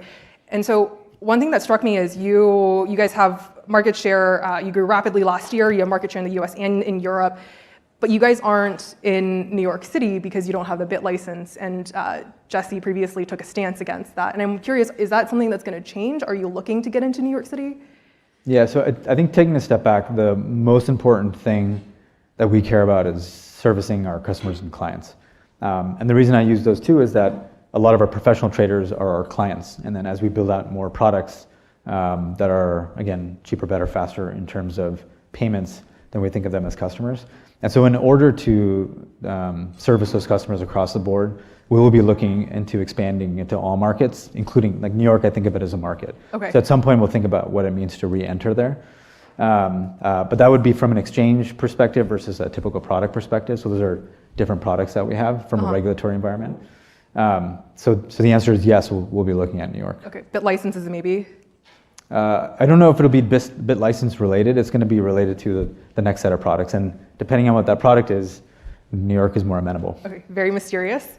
All right, so the other part to this is you guys are and have been in the IPO rumor mill for a while now. And I think the last story that came out said that you guys were going to try and go public in 2026, maybe. Like, you guys do have a lot of the check marks that you would need, right? You're over $1 billion in revenue as of last, or like you were close to that as of last year, if I'm correct. 2024 was $1.5 billion. Yep. And then you hit profitability, right? And so growth was really fast last year as well. And so what's stopping you from going public? Like, what do you need to get in order before you go public? So what's great about the company and why we never had to rely on venture capital, and I'm kind of deminimizing myself on my other venture capital hat, is that we were profitable since day one. So we didn't have this issue of we needed to raise a ton of capital in order to grow inorganically. We just grew with our customer base. And our customer base were some of our prime allocators into the company in the first place. So I think in Cume, we raised less than between 25 and 30, I'm forgetting the exact number, ever. And we made sure that we were able to, again, grow with our constituents wherever they were located. So may that be Australia, Canada, European Union, London, et cetera. We just grew with where that made the most sense. I do think that a lot of people say the word professional traders. I think it's not that someone who invests into a platform and invests their capital into crypto or tokens or tokenized equities, whatever that may look like in the future. It's not that they're not professional. It's just that they're getting educated over time. And so a lot of what we focused our time on is how do we educate a prosumer to become a professional trader, or vice versa, depending on the product. And then how do we cater to institutions at a different level? So the majority of our business today is what I'd call the day traders or the professional traders that just think about their livelihood as trading on a daily basis. Okay, so I'll ask you, IPO timeline 2026, 1 to 10, how likely is it? So the way in which we think about Kraken is our currency is trust, and we need to continue to build on that. And so the reason why we released our financials were to be able to show our counterparties that you can trust us. Here's how we think about your assets. Here's how we're growing. Here's how we're being accountable around how we think about deploying our R&D budget towards the next set of products that will come out. So I think the way we think about it is that if it's in service to our clients, to going public, building that trust as a currency, then we'll think about doing it. So we'll always be ready for it, but it may not be that we'll have it on a specific date. All right. Well, we're out of time. Arjun, we can't thank you enough for being here with us today on the Axios stage. We are about to take a short little break, so don't forget to stay till the end for the Aura giveaway and, of course, the reception. Hope to see you all there. Thank you. That went by fast.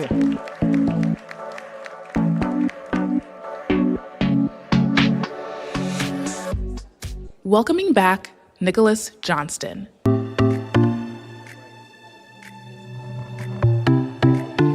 Buddy, we're in the thick of it here at the What's Next Summit. Thanks for sticking with us. We've got the short break coming up, but first, a huge thanks to our other partner today, Bank of America. They've been supporting what Axios has been doing in the United States and around the world since the very beginning. So a huge, huge thanks for their partnership today and making today's conversation possible. And I'm very excited to welcome to the stage for a view from the top conversation, the bank's Managing Director and Chief Digital Officer and Chief Marketing Officer, David Tyree. David, welcome to the What's Next stage. How are you, sir? Doing great, thanks. I love getting to talk to people from Bank of America because you always come bearing gifts, and for Axios, a gift is data. So tell me what you are seeing in the data that the bank has. And consumer sentiment, economic information, really important right now. What's your view of that? So balance, right? There's always two sides that you got to weigh together, and we see uncertainty in the economic environment. You see that all around you. You see headlines suggesting maybe things aren't all that great.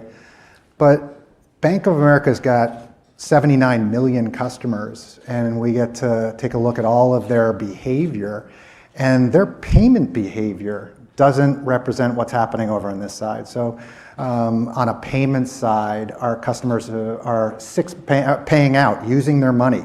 Right. 6% more than they did last year. So it kind of seems like the headline excitement is not hitting people in their wallets, I guess. I think about it as resilience. Yeah. So those customers, our customers, are being very resilient. It's a view that maybe they're out there saying, look, I'm going to maintain my status quo. Yeah. I'm not going to cut back at this stage. So you got that balance going on. Got it.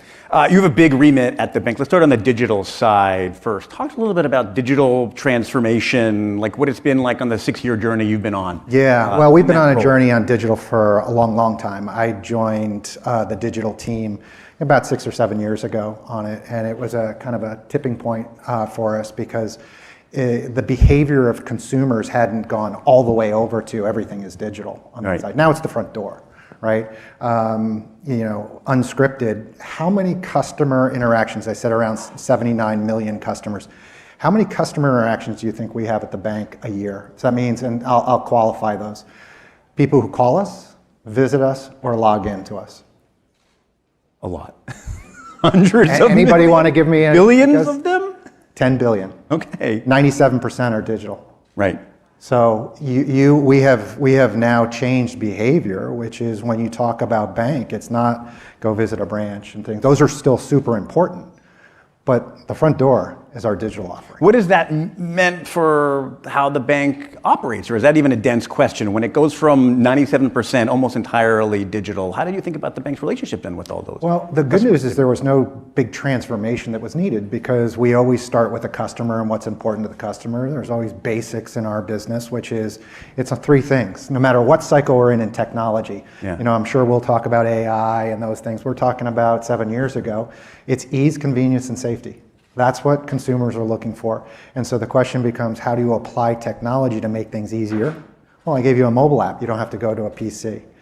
Make it more convenient. You can do it anytime you want. And all of a sudden, feature and functionality that you don't have to go to a branch to wire for buying a car or something like that. There's no way we're going to sit here and not talk about AI. Totally. So let's spend a couple minutes on that. Like the bank has an AI platform, Erica. Yep. Talk about how that is evolving and what these large language models are changing. Sure. you. So the start of that, think about our AI assistant. Her name is Erica. Do you know how we got it?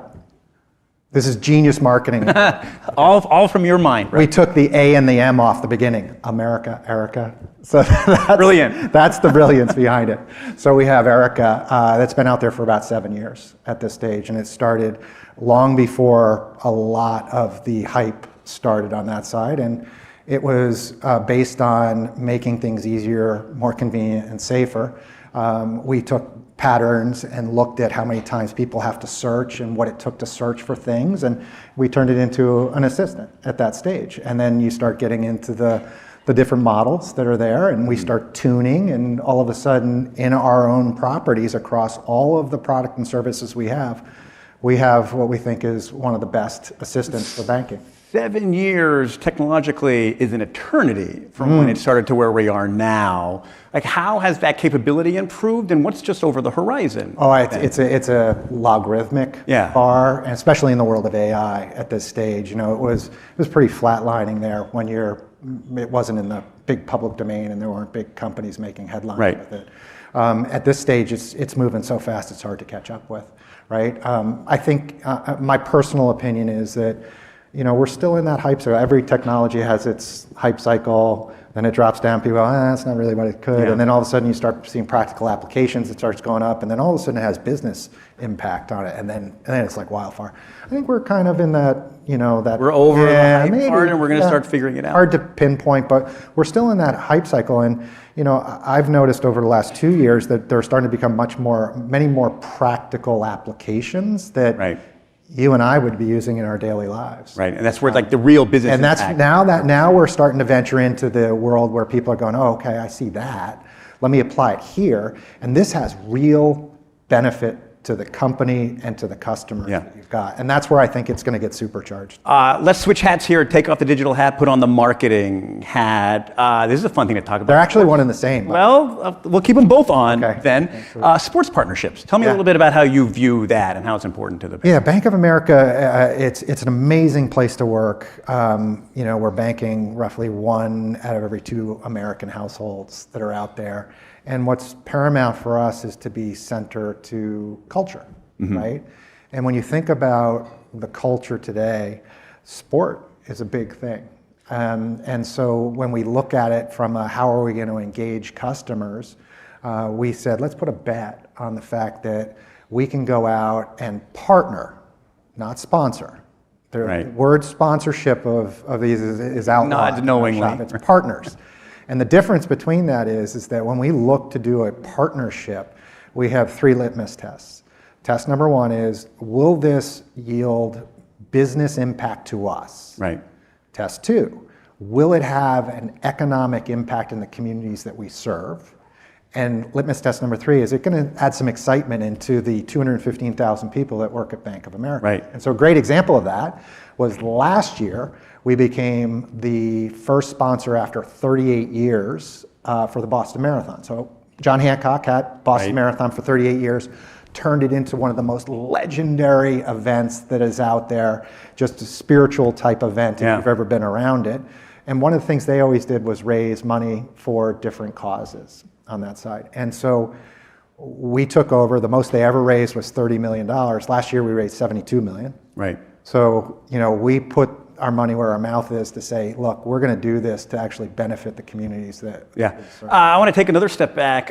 You talk about like global impact, World Cup, not just global impact, domestic impact here. Talk a little bit about the importance of soccer to that as well. Yeah, so think about it from almost like a portfolio manager would think about stocks, bonds, cash. Yeah. We are in the world where we're building a portfolio to have those 3 impacts that I talked about, to add value to whoever's partnership we have, and to add value to us. And so when you're starting that journey, you were going to go kind of more blue chip. And so we chose Boston Marathon, we chose the Masters for golf. We already own the Chicago Marathon, so that was a no-brainer. And then we said, well, sport, what's the next frontier? And it was soccer. Right. And so we went out and we were fortunate enough to be able to partner the exclusive financial service, wealth management, banking provider for the World Cup in 26. Right. You know how many people watch the World Cup? There are 8 billion people in the United States. Then I know world. it's billions, right. 8 billion people in the world, 6.5 will watch the World Cup. That's pretty good. We're on a spotlight. Yeah. We also signed the Club World Cup, which is this June. Those are all hosted in the United States across 11, 12 different unique cities. So it gets us to the local piece. And then the last one, just to show you we're all in on soccer, Right. was we are the proud sponsors now of U.S. Soccer, all 27 national teams. Yeah. Excellent, excellent. So we're about to get the hook here. I want to stay on soccer for one fun thing, which is how I love to end these conversations. You just don't deal with soccer at work. You deal with soccer at home and in your life. Yeah, Tell us how it fits into your life. The quickest story I could tell you is a demonstration of how bad I am at soccer and how great my wife was. She was one of these All-Americans, high school Hall of Fame, college Hall of Fame, all of that stuff. I met her in college, and she was being inducted into our college Hall of Fame, and the athletic director, who was my coach, got up at the podium, did this wonderful speech, and then ended it with, the only way that Tyree Name's getting into the Hall of Fame is through marriage. Well, you got in the back door. Yeah, I get exactly. David, thanks so much for being Okay. here. Thanks to Bank of America. We've got a 25-minute break coming up. Go grab a cocktail. I don't know if it's a cocktail. Go grab a coffee, perhaps. Don't forget the Aura Ring giveaway upstairs, and then come on back. We've got Senator Klobuchar. We've got Chris Lane from OpenAI, and the CEO, Tony Hale from Aura. Stick around. Thanks a lot. Good stuff, buddy. Great. Thank you.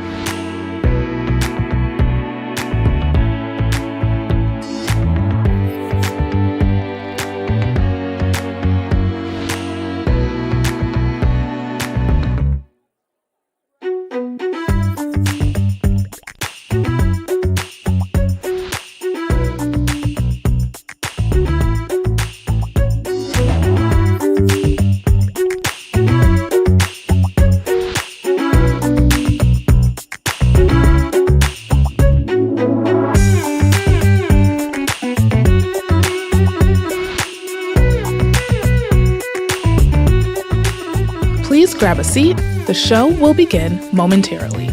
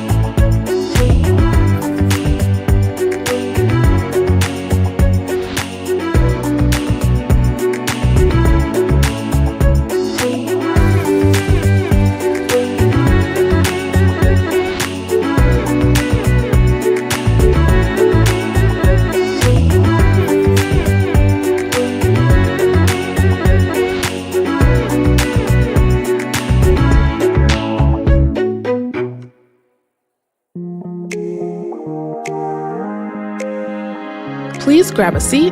The show will begin momentarily.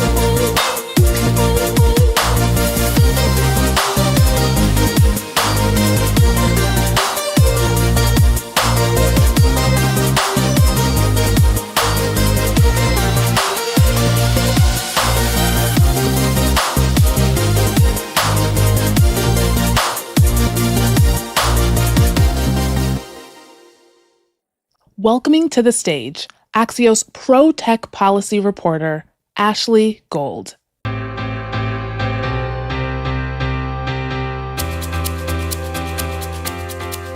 Hi, everyone. I hope you enjoyed your break. Anybody who's still chatting in the back, please come to your seats. You'll have plenty of more time to catch up at our reception, and we want to keep things moving on time. But I want to say how great it is to be here with all of you today, talking about so many important topics. Don't forget to join us after for that networking reception, and please scan the QR code on your badge to find the schedule for the rest of the day. As all of us in DC know, there's no such thing as a dull moment on Capitol Hill, especially when it comes to this year's session so far. It's only March, and we've already had confirmation battles, drama over the continuing resolution, and of course, budding anticipation with how this Congress will deal with any tech legislation. Our next guest is a leading voice on all of that. Please welcome from the great state of Minnesota, Senator Amy Klobuchar. All right. Thanks, Ashley. Thanks for being here with us, Senator. I appreciate it. Pretty busy Super day. great. Super nice to get away from the Hill for a little bit. Yeah. Anything going on today you want to address right off the bat, having to do with an encrypted messaging app? Nothing. Yeah. That was pretty outrageous, I have to say, in the scheme of things. Kind of putting the Hillary email thing to rest forever. But I mean, these were the top security advisors and the president's top security people, and they were corresponding, according to Goldberg's article, about targets, about assets, about things like this. They now claim it wasn't classified, which doesn't make any sense to me. But this was quite a hearing that Mark Warner and others participated in today. And some of the Republicans, I think it was John Cornyn, I don't ever want to quote people wrong in this era of facts always right, but he said it was a huge screw up, and it was more than that in that we don't know if this is something they've been doing for a while. This seems like it couldn't be the first time. And what I thought was ironic is today that we had a classified briefing that Senator Murkowski did with just a few senators on the Arctic. I'm never going to say what was said. But there were a bunch of people there from state, defense, everything that worked diligently, line people on these issues. And to go into that briefing on the Arctic, we had to lock our cell phones in a locked thing. I had to take this Fitbit off, right? Everything went in there, lost steps, everything. And I had to lock, such a shame. But I had to lock everything up, as did all of the staff in there in this, what we call the skiff, in one of these rooms that has been set up specifically so no one can bug them. We had an incident last year where one of the senators had a hearing aid, not that any of them have them anyway, that had a Bluetooth thing that they realized was still, we take all these precautions all the time. And to think that these are the nation's top defense security people just like, hey, on an app that is, while that app is known to be secure and there is things, but this isn't something that you would use, that we ever use as senators. We have some of these signal text lines. We never would ever put anything classified on it because it's just, nothing is really foolproof unless you use the best things available. So it really did concern me, and it kind of reminded me of this whole thing with just like break things and Elon Musk and the social security numbers and everyone's information and what's going on. They got to get their act together. What would accountability look like for this type of slip up as it's being described? Well, I think they're going to, with the Republican-run Congress, they're going to have to take it on themselves and have an investigation. Obviously, we're calling for that, and get to the bottom of the questions I just raised. Is really, why are these assets not classified, and what were other communications that they had on something that wasn't a classified line? Well, I'm glad we could address that crazy news of the day, but I do want to talk to you about other types of bipartisan tech regulation, including on AI, which you've done bills on elections and security and making sure people know what they're seeing, and that artists and creators are protected when it comes to using AI.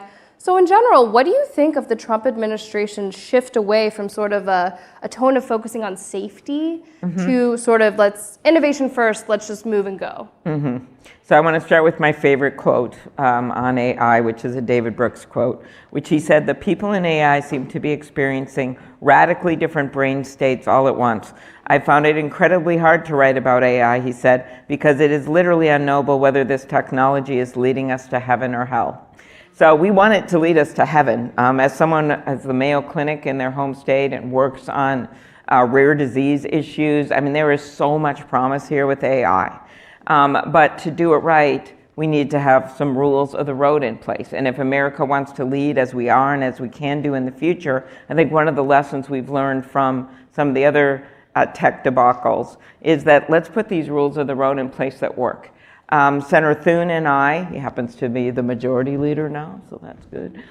We worked together on a bill that both consumer groups and some of the AI groups have endorsed, which calls for, this is for non-defense applications of AI, but it looks at the more risky things like biometrics and some of the energy grid data, things like that, and puts in place some standards. And then for other uses like healthcare and education and other things, sets up a NIST standard situation. And so those kinds of things, at the very least, we should be putting those things in law. And then I would go beyond that as you look at scams. There's things we must do with that, or it's going to undercut the amazing possibilities that we're already seeing in the use of AI if we don't have protections in. One of my own employees in Minnesota, her son is serving in the Marines. Her husband got a call. Her son was deployed. They did not know where, and the call was the kid, but it wasn't really the kid saying, I need help, because they knew he was in the service. They scraped his voice off of Facebook, and of course the husband was savvy enough, and I'm not sure a grandma or grandpa would have been at that moment, but he said, who is this? Is this really you? And then they hung up. So, and obviously it wasn't their son. So those kinds of things we have to guard against. Democracy, you mentioned these, nice waters. The democracy issue with these AI created ads, and not saying it should be banned, but looking at it should be banned if it makes you think it's a candidate when it's not. That's a bill that I have put forward with Senator Hawley, with other Republicans. Then Senator Murkowski and I have one that would at least require labeling for other uses of AI. We're not talking about like hair color or things like this. And this is in political ads. So we at least know what's going on. And then the final issue that I'd raise is just intellectual property generally, and making sure people have a right over their own images. These are all things, I'm not saying they're simple, but they're things that with Senator Schumer and Senator Rounds and Senator Heinrich and others, that we were able to have a bunch of bipartisan meetings over the last year. And we were able to come up with some ideas, and I really think it would be time to put those into action. I hope Senator Thune, who knows a lot about this from his work on the Commerce Committee, will help us to do that. So while it may not be on everyone's first agenda when they're like, people can't get their Social Security and they're waiting on the line for 5 hours, and some of these other things that have been done that have created self-inflicted wounds from my own view, that we could be doing reform and doing all kinds of things, which the Trump administration clearly wants to do. But the problem is when we're off going into all these directions, it makes it hard to work on some things that actually could advance AI rules of the road, doing something about federal privacy legislation, looking at beyond that when you look at the employment issues, housing, childcare. I was just on a 14-county tour in rural Minnesota. They're up in arms over these tariffs. They don't like that people are booing our teams at hockey games, but way beyond that, Minnesota, way beyond that, these are huge export markets for our farmers and ranchers and manufacturers.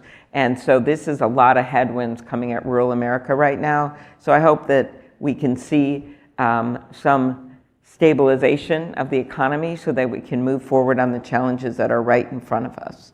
And you mentioned a couple of AI and elections bills. Those did pass the Rules Committee last year. Where do they stand now? Are you going to reintroduce them? Oh, on the 8th, these are on, they passed just with a like 1 vote margin, but they were on the 2 bills I mentioned on democracy, as well as one that was more about giving assistance to state election commissions. That one was bipartisan, that passed with everyone, but the other 2 were just a 1 vote margin, so I think it'll be hard to move on those bills. My Rules Committee work, I was the chair of the Rules Committee, which meant I chaired Donald Trump's inauguration. Something I took on a year before. I'm the only person in the history of America that has been in a car for 20 minutes with Donald Trump and Joe Biden. And maybe if you invite me back in the future, I'll reveal everything that happened. You guys have a signal chat going, the 3 of you? Yeah, there's a major signal line there. Okay. Major signal line. The point of that is that now I am the ranking on agriculture, which is actually a very timely thing with everything that we are doing when it comes to tariffs and the like.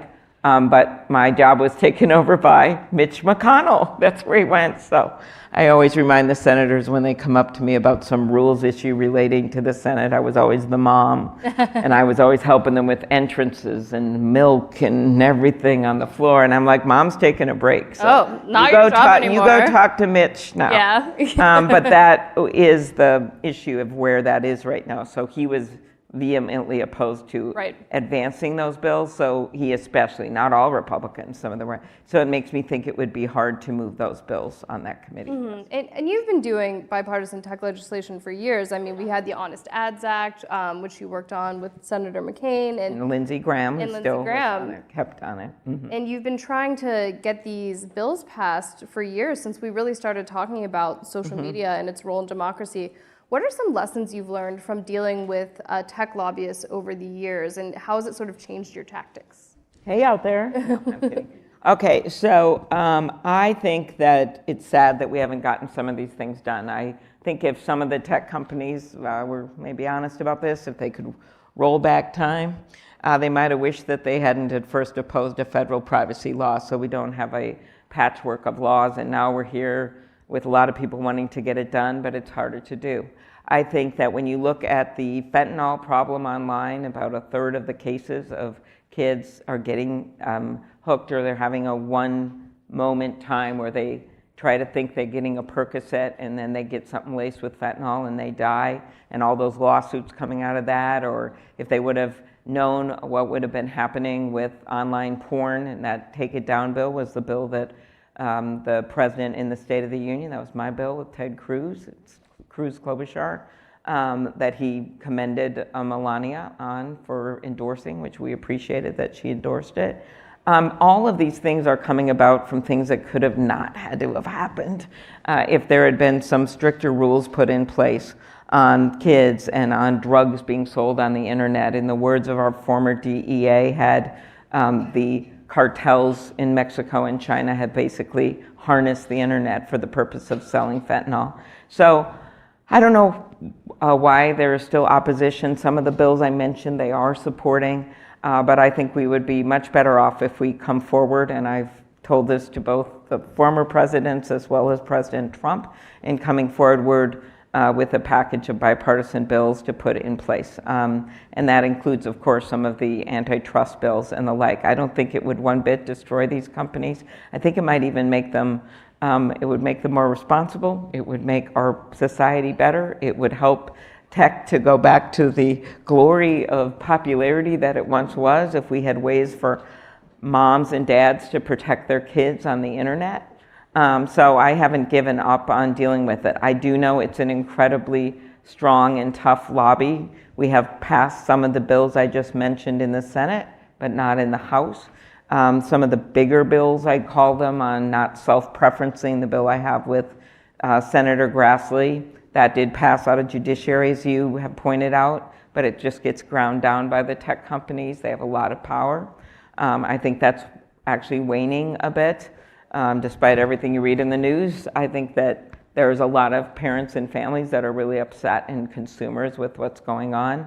And I don't necessarily want that to happen. I want us to reach a point where we can have actual competition, and they're not pushing out smaller companies' products, or getting the Small Business Federation all against them because of what they're doing when they used to love the products at the beginning.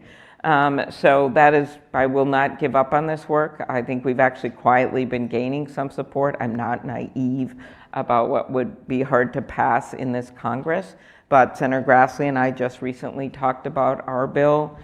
We have got some of the other legislation that I mentioned, and I hope that they will come to the table and work with us. Well, you ended just on time, so of course, with a positive note. Yes, yes. I was going to ask you about the FTC firing. Oh, could I just say one word about that? Yes. Please? I mean, Yes. I don't understand this. I don't understand it legally because the president is not allowed, except for misfeasance or other reasons, to fire these FTC commissioners. The Humphrey executor case from 90 years ago still stands and has been affirmed many times, which says these multi-commissioner agencies are legal. Big things that have happened in the past, including what's going on right now with some of the tech rules, have always spanned Democratic-run and appointed committees that are 3-2 one way and then 3-2 the other way.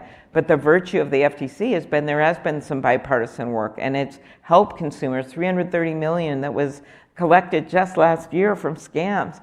And I don't understand the legality of this. It makes no sense. And I actually think it sets backwards the work that a whole bunch of Republicans want to have done too. And it's not just about tech. It's about mergers that go too far. It's about scams and the like. So I hope they'll rethink it. I know the two commissioners, I talked to them over the last few days, are suing. I think they will be victorious. When you look at the case law, when you look at what happened in the NLRB case recently, when you look at even Justice Kavanaugh's words when he was the DC Circuit, where he said these have been widely upheld, I'm paraphrasing this, these multi-commissioner commissions, and it's just more muck, when in fact we can be moving ahead with a lot of people's priorities. As I said at the inauguration in my 4 minutes, our democracy may be a hot mess, but it is our shelter in the storm, because I want to end by quoting Bob Dylan, because he's from Minnesota, and I'm obsessed with the movie A Complete Unknown. Pretty good. It's pretty good. Thank you. Thank you so much for your time on the main stage here. Stick around for a few more conversations, and then we'll see you at the reception. Okay, thank you. Thanks, everybody. Thank you.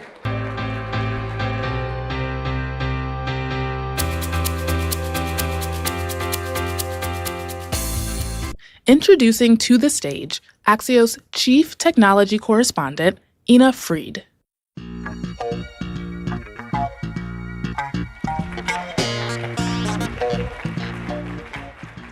Hey everyone, I'm so happy to be back for my 4th What's Next Summit. I know some of you are here for the 4th time as well.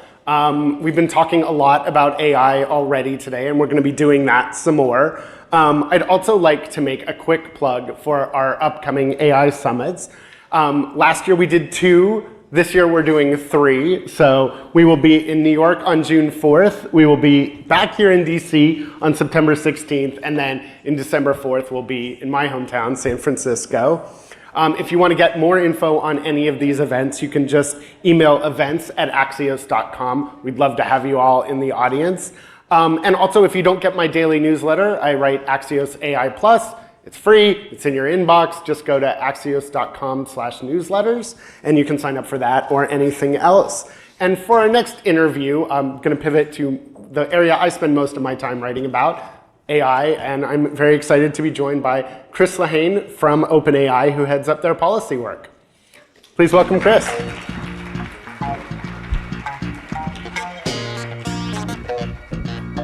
Ina, thank you. Great to see you. Do I get to make some joke about blowing in the wind after the Bob Dylan connection here? You know, I don't know. The floor is yours. So you and I most recently saw each other in Paris at the AI Action Summit. And I feel like what Paris really encapsulated is this, there's been a real huge shift in the policy world. You know, the technology is changing all the time, but the policy world actually really shifted. And I think it's an opportunity to really look at what should it be. And obviously, I knew you'd have a lot to say even a couple weeks ago, but you kind of just put it all on paper. Before we get into the specifics of what OpenAI recommended, all these companies and different interested folks, the White House put out a call, basically asking, what should our policy around AI be? And OpenAI commented, Meta, a lot of artists, a lot of different voices came in. But first I want to talk a little bit just about that shift in conversations. There were summits in Bletchley Park and Seoul that were very much focused on how do we make this technology safe? And all of a sudden it feels like we're not talking about that at all. And obviously, as a business, I'm sure OpenAI is like, we got this, we can do the safety thing, but not everyone's necessarily going to behave the same way you are. A couple years ago, you spent a lot of time in DC. OpenAI was here all the time. There were all these meetings saying, we need to make this technology safer. We need regulation. Do we still need regulation? Well, I think there has been, you're hitting on this, and I think it's too cliche to call it like a quote unquote vibe shift. I think there's something a little bit deeper going on, which is, this technology really, people have been working on it for decades, but effectively exploded on the scene in November of 2022 when something happened then, right? Chat emerged, right? And I think if you go back to 2022 until, maybe take the Paris event, I think the companies, I think policymakers, I think the public, I think opinion elites all became a lot more familiar with the technology. And I think what people are beginning to really appreciate and recognize is that, yes, we need to make sure we're building this in a way that people are confident in. But I do think that the companies who are building this, particularly at the large scale, have really demonstrated that over the last several years. Not perfect, but generally have shown that they're building this in responsible ways. And the larger opportunity that exists out there, we'll get to it, but we believe that you could see GDP growth 18 to 20% in a decade from the productivity gains that you will get from this, and that the prosperity opportunity and progress opportunity that represents. And so I think what you saw in Paris, I think what you're seeing here in Washington, and frankly in states around the country, is the understanding that there is a huge economic growth opportunity.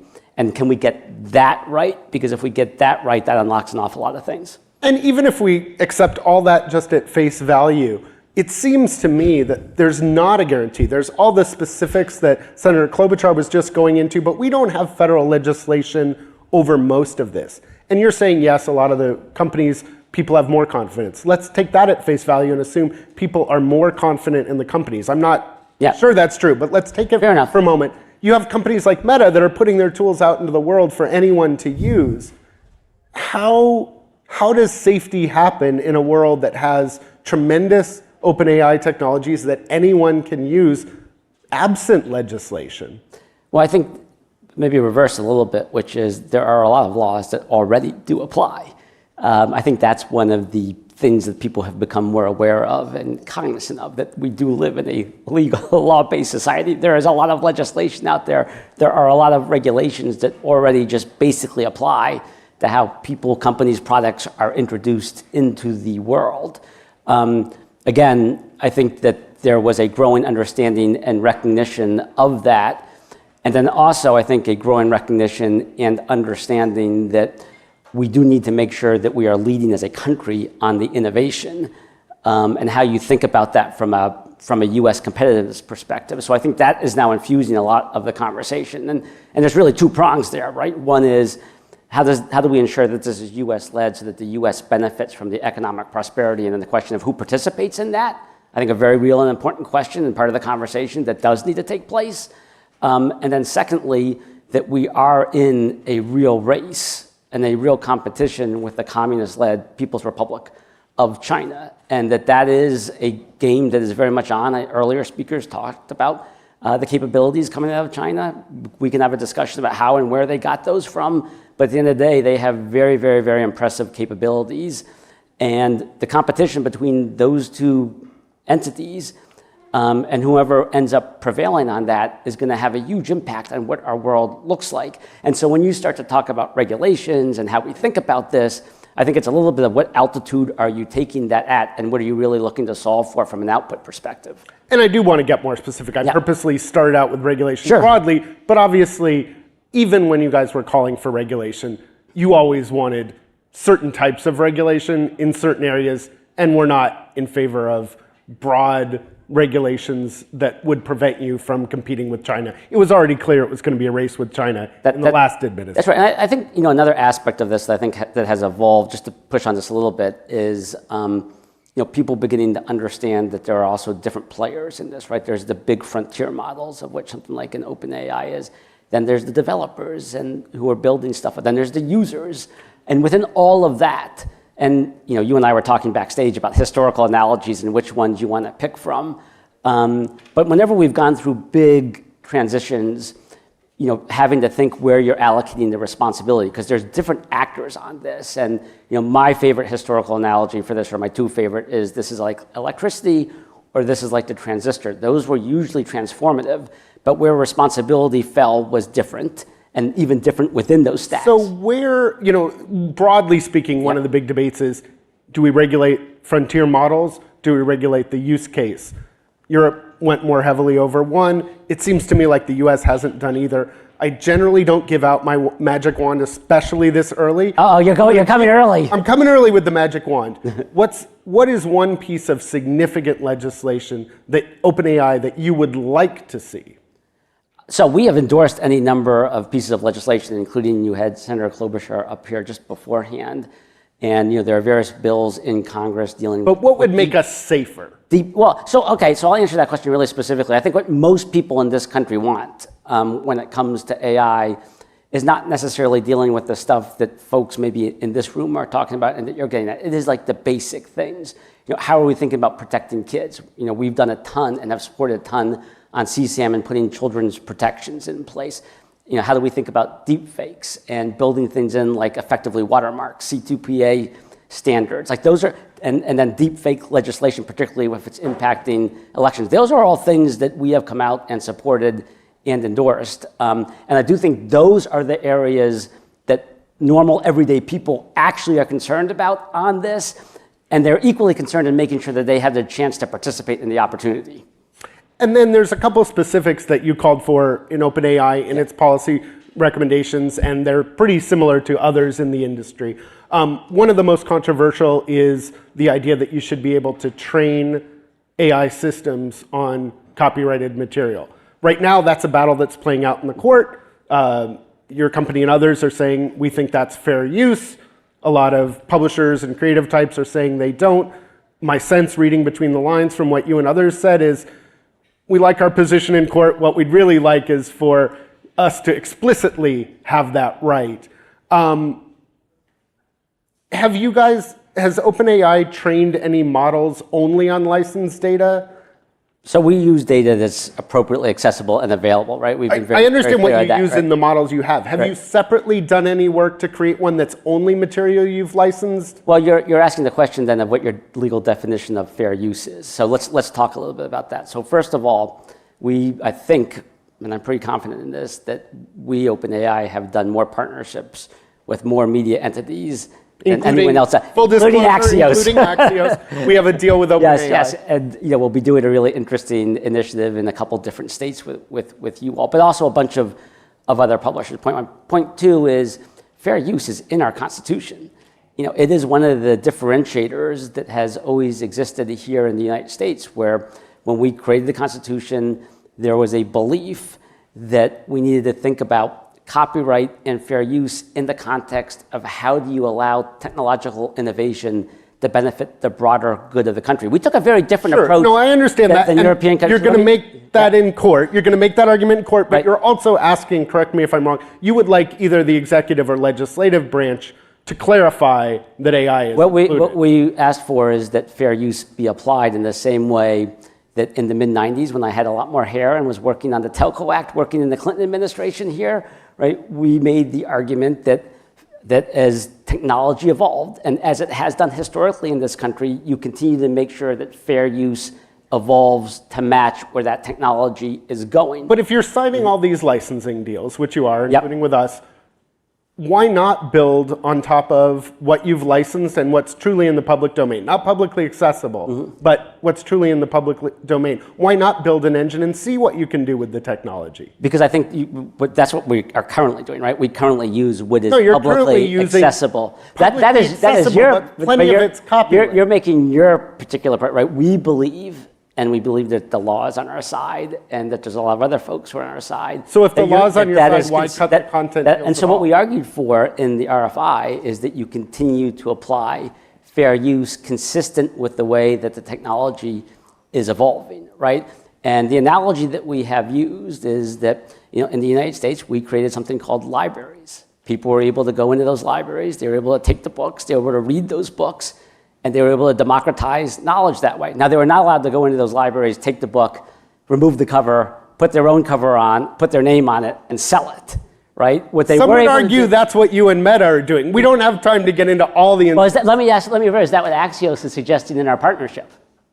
Well, that was going to be my next question. Is that what we're doing with your partnership? Well, I didn't, to be clear, I had no part in those discussions and was not privy to it. What I will say is, if you're signing all these, if you believe everything you do is fair use, why even sign these content deals? Because you're paying money for content, but then you're using a much wider swath of content to train the engine. If you're so confident in the position, we appreciate the checks, I'm sure, but why? I was going to say, you going to send me the check back? No, I'll answer the question. So I think there is a distinction between what you're asking about, right? There is the ability to apply fair use so that you can get data and information that is out there and publicly accessible and publicly available.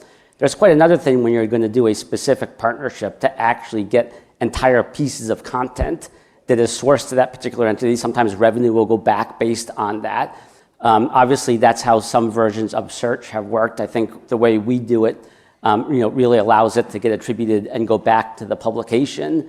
So you're talking a little bit apples and oranges here, and so I think we do need to be clear about what type of data and what type of information you're talking about, because those are two totally different categories and classifications. Well, I would love to debate copyright and fair use for the rest of the afternoon, but I want to get to 3 other things before I let you go. But there's one last point here which you haven't asked about on this, and this is, I do think, what we said in that submission. And what I do think is different on the quote-unquote fair use and data issue, which is, historically in the country, the conversation was about fair use and how it would allow information to benefit the common good by contributing to innovation in this country. And that has allowed the US to become the technological center of the world. What is perhaps different this time around is it's also now a national security issue, right? So we are competing with China. Let's just be clear. Okay. Right? We are competing with China, right? Those Chinese entities get access to all the data here. Period. They're not concerned. They also get access to every movement of their citizens. Yeah, but let me finish. Cameras? They're not concerned about fair use one way or the other on this. They're not distinguishing the different categories. They're getting all of this information. They also have an infinite amount of information they can get on their own. Right? The US is competing with China. Whoever ends up winning on that ends up building the AI rails for the world. Like, that is a bit of a zero-sum game. And do you want the world built on autocratic, let me finish, autocratic, authoritarian AI, where there's not going to be any copyright, there's not going to be any fair use, you're not going to have any freedoms? Or do you want those rails built on US-led, small d democratic, free and open and accessible AI rails? And that is very much of the conversation, because to build AI, you need chips, you need energy, and you need data. Those are the fundamental building blocks for the technology that's going to determine what our world's going to look like going forward. So I'm going to have to skip preemption and export controls. For all of you who are big fans of preemption and export controls, I apologize. People have been waiting all day for a conversation on preemption here. Come find us. We'll be doing that. I did want to, before I let you go, ask one question. There's a lot of things that are unique about this moment of time. One is, there's probably a handful of companies in your space. One of the smaller ones is this company, XAI, run by Elon Musk. He's both suing OpenAI, he's running XAI, and he's also seems to be pretty involved in this city. How do you, as a policy guy, manage that, where one of your big rivals, somebody who's in a heated legal debate, is also, let's just say, very involved in the current administration? I don't know how you describe his role. Yeah, I'll let you describe the role. You probably do a better job than I would. Look, I think the way we look at it, and it's consistent with a bit of this conversation, is that OpenAI plays an incredibly important and critical role in ensuring that the U.S. is going to be leading on AI. We have had really great opportunities to engage with the administration at every level. On President Trump's first full day in office, we were in the West Wing announcing Stargate, which is a big $500 billion infrastructure project to help revitalize industrialization in this country, but also ensure that we have access to that compute that we've talked about. And so everything that we have seen and our experience thus far has certainly been that folks do recognize that for the US to prevail in this competition, for the US to make sure that AI is accessible to everyone in this country, that OpenAI has to be in the middle of that conversation. I mean, we are leading on the innovation here, and as such play a really critical role for the broader interests of the US. Well, I would love to keep continuing the conversation. I have a feeling Chris and I are going to be debating fair use in the cocktail reception later. I'm shocked that a reporter is interested in fair use, by the way. Thank you so much, Chris. A couple housekeeping things. We hope to see you at the networking reception, where again, we'll be continuing our debate late into the evening. Also at one of our AI summits, we've had the opportunity to have lots of great folks, and this is the defining conversation, I think, for the moment, for all the reasons that Chris so eloquently laid out. And we have some more great content coming shortly before that reception, so give a hand for Chris Lehane. Thanks for having me. Thanks, Ina.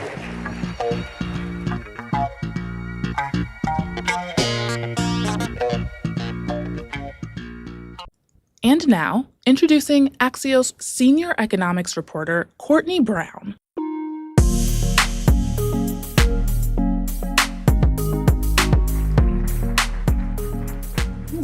Thank you so much. Guess what? I come with really good news. And the news is there are only 2 interviews between you and the bar, including this one. Please welcome former Speaker of the House, Paul Ryan.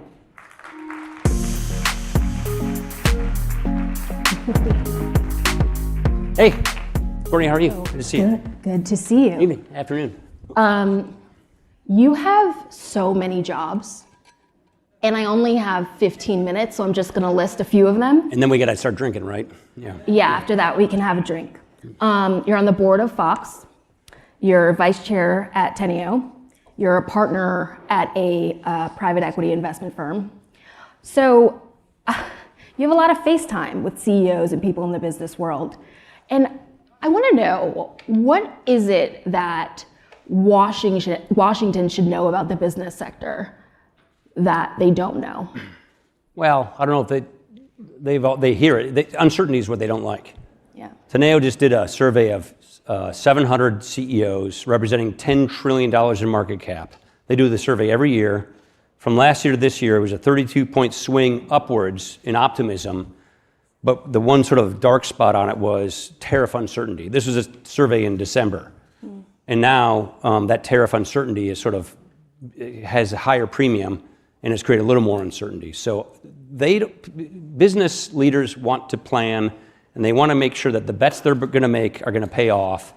And if there's a bunch of policy uncertainty, that makes it a little more difficult to predict. And that's basically the key story that I hear these days from CEOs. I want to come back to that. We're definitely in like a confidence crisis right now, especially if you saw the consumer sentiment numbers this morning. But I want to know, what do you wish you had known while you were in Congress about the business community? Well, that's a great question. That's why I went into business after Congress. I spent my career, 25 years, 5 years as a staffer, 20 as a member, defending the free enterprise system. So when I left, I wanted to immerse myself into this free enterprise system so I could really understand it from the inside out. I also teach econ at Notre Dame, and I'm at AEI doing economic policy work. So I spend my time. More of your jobs. More of my job. Spend my time in economics. I guess what I want to understand is what makes the economy work, what makes liquidity work, how do the capital markets work. I spent a lot of my time looking at bond markets and things like that. And the long of the short of it was I would wish I had a better understanding of the plumbing of economics, of exactly how it transmits through an economy to be a better policymaker. And if I had to summarize it, because we have only a few minutes, it goes back to the word certainty. There's basically 2 things you need to have good economic growth. Good structural policy structure, and confidence, psychology. And a predictable psychology that's optimistic requires confidence, and that requires certainty. So you got to have the good policy, but you have to have sort of a window into the good policy that is coming. I know the policy is here. I know the policy is coming. Therefore, I am optimistic. And that is basically the key thing of it all. And then when it comes to the plumbing of our economy, you just got to make sure that the rules are clear. You got to make sure that things are transparent so transmission mechanisms, markets can work well. If you distort markets more, you're going to get bad results. Back to this idea that there is a crisis of confidence among large businesses, like you say, small businesses, the average consumer.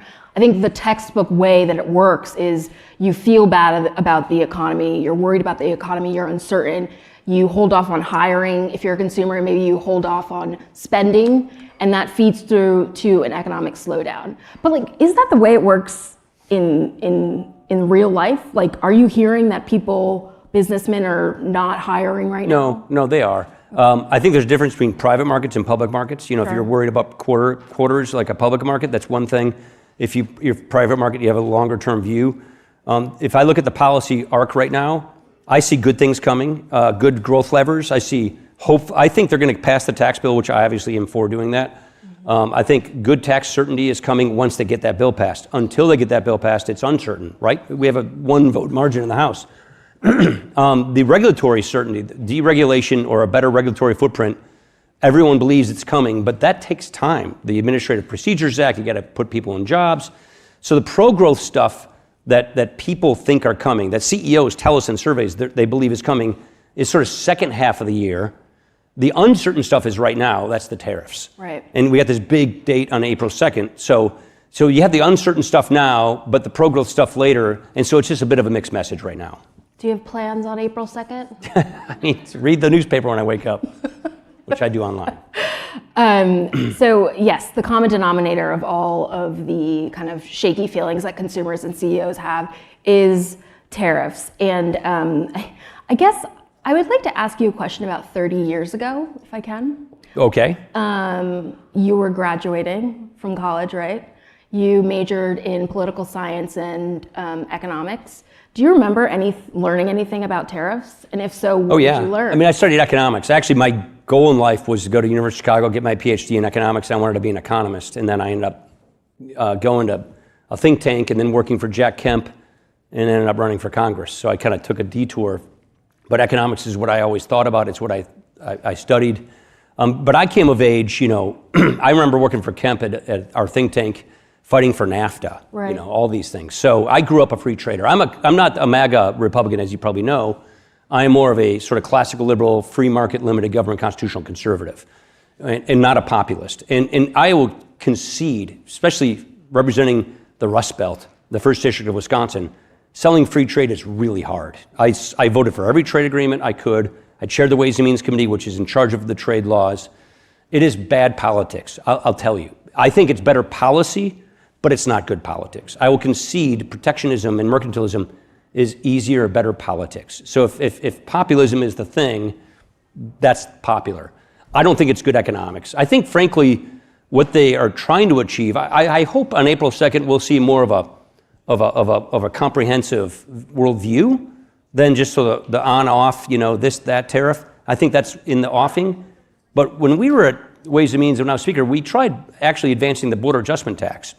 We thought that was a smarter way to go to address some of these legitimate concerns about, our industrial base, about, economic growth and competitiveness.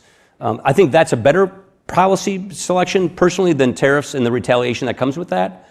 But the president's sincere in his belief on these things. He really believes in these policies and that it will make a big positive difference. I just have a different view on that. But when I studied economics growing up in the 90s and the 80s, free trade was a good thing. Pax Americana was good for everybody, the world and for America. I think there's a view now that it was not good for America like it was for the rest of the world. I don't share that view, but I think that's the compelling view or the consensus view right now. Do you consider the Tax Cuts and Jobs Act a part of your legacy? Yeah. You said you felt good about the expiring provisions getting re-upped, right? Yeah, I mean, I certainly hope so. I think they'll get it passed. It's these narrow majorities, you can never take it for granted. It's getting it done by Memorial Day is a really ambitious timeline. I'd be surprised if they make that deadline. It's more probably end of summer. August recess is a great way to back up legislation. It's a good deadline. I would realistically shoot for that. I hope they can make Memorial Day. I'm not trying to undercut that. But if you let that thing expire, the sub-S corporations of America, the pass-throughs, the LLCs, like 65% of our businesses will have an average tax rate of 23 to 28%, will go to 40 to 44%. Maybe 46.8 in some cases. So that's a huge tax increase on employers and makes them extremely uncompetitive globally speaking. You got to remember, we're in a global economy, whether we like it or not. And if you tax our employers a whole lot more than our foreign competitors tax theirs, that's not making us very competitive. We're going to lose jobs. So I think it's really important that they extend this tax reform. Deficit notwithstanding, you need growth. And if you want to get ahead of your debt problems, you got to have your nominal GDP growing at a reasonable rate, especially ahead of your debt servicing costs. So you got to work on spending. That's something that's got to be done. But you got to have growth. And if you smack this economy with that kind of a tax increase, if this expires, you're not going to have growth, in my opinion. Let me pose a hypothetical to you. You have such a great time here at Axios' What's Next Summit. You decide to come back in 2028. And we're sitting here in 2028. What does the deficit look like relative to now? Bigger, smaller? Basically, probably what CBO is predicting. I would just go with CBO's baseline. The current policy baseline is more what I think you'd look at. It wouldn't be a current law baseline. My hope is that, I'd love to see a big reconciliation bill that did entitlement reform. They just don't have the votes for that. Honestly, I think to do this the right way, it's got to be bipartisan. I'd love to see by 2028 a fiscal commission was started, which has bipartisan support. It came up with its findings. It was fast-tracked to Congress. So you asked me 2028, that's a good time, because you would do this after the 26 midterms. So you would maybe have them meet during 26. They'd come up with their commission after the 26 midterms, because you don't want to make it a midterm issue. And you have a plan that deals with the entitlements in a smart way so that we can have our social contract, don't affect the benefits for anyone in or near retirement. But for my X generation on down, you've modified the system so that it's affordable, solvent, doesn't go bankrupt, and gets us off a debt crisis that we're on. We're on track to a debt crisis. I mean, Reuters this morning was just talking about central banks thinking about whether Fed discount windows are open or not. So that's what I worry about. So hopefully a fiscal commission, which I think is the best bet in town, with a president who doesn't have another term. So it's the perfect setup. A lame duck president, after the midterms, get a fiscal consolidation plan from a commission that's fast-tracked to the floor, like the Greenspan Commission was in the 80s. Not like Bull-Simpson, that didn't work.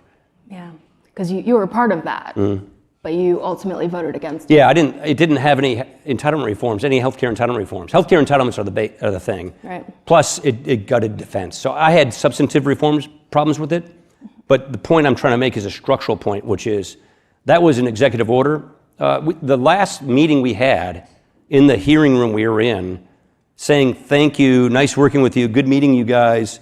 Alice Rivlin and I did these amendments together. She and I became very close friends in those days. Before we left the room saying hi to everybody, Obama and Pelosi, then the president and speaker, put out press releases saying we're not doing it. It was literally dead before we left the room.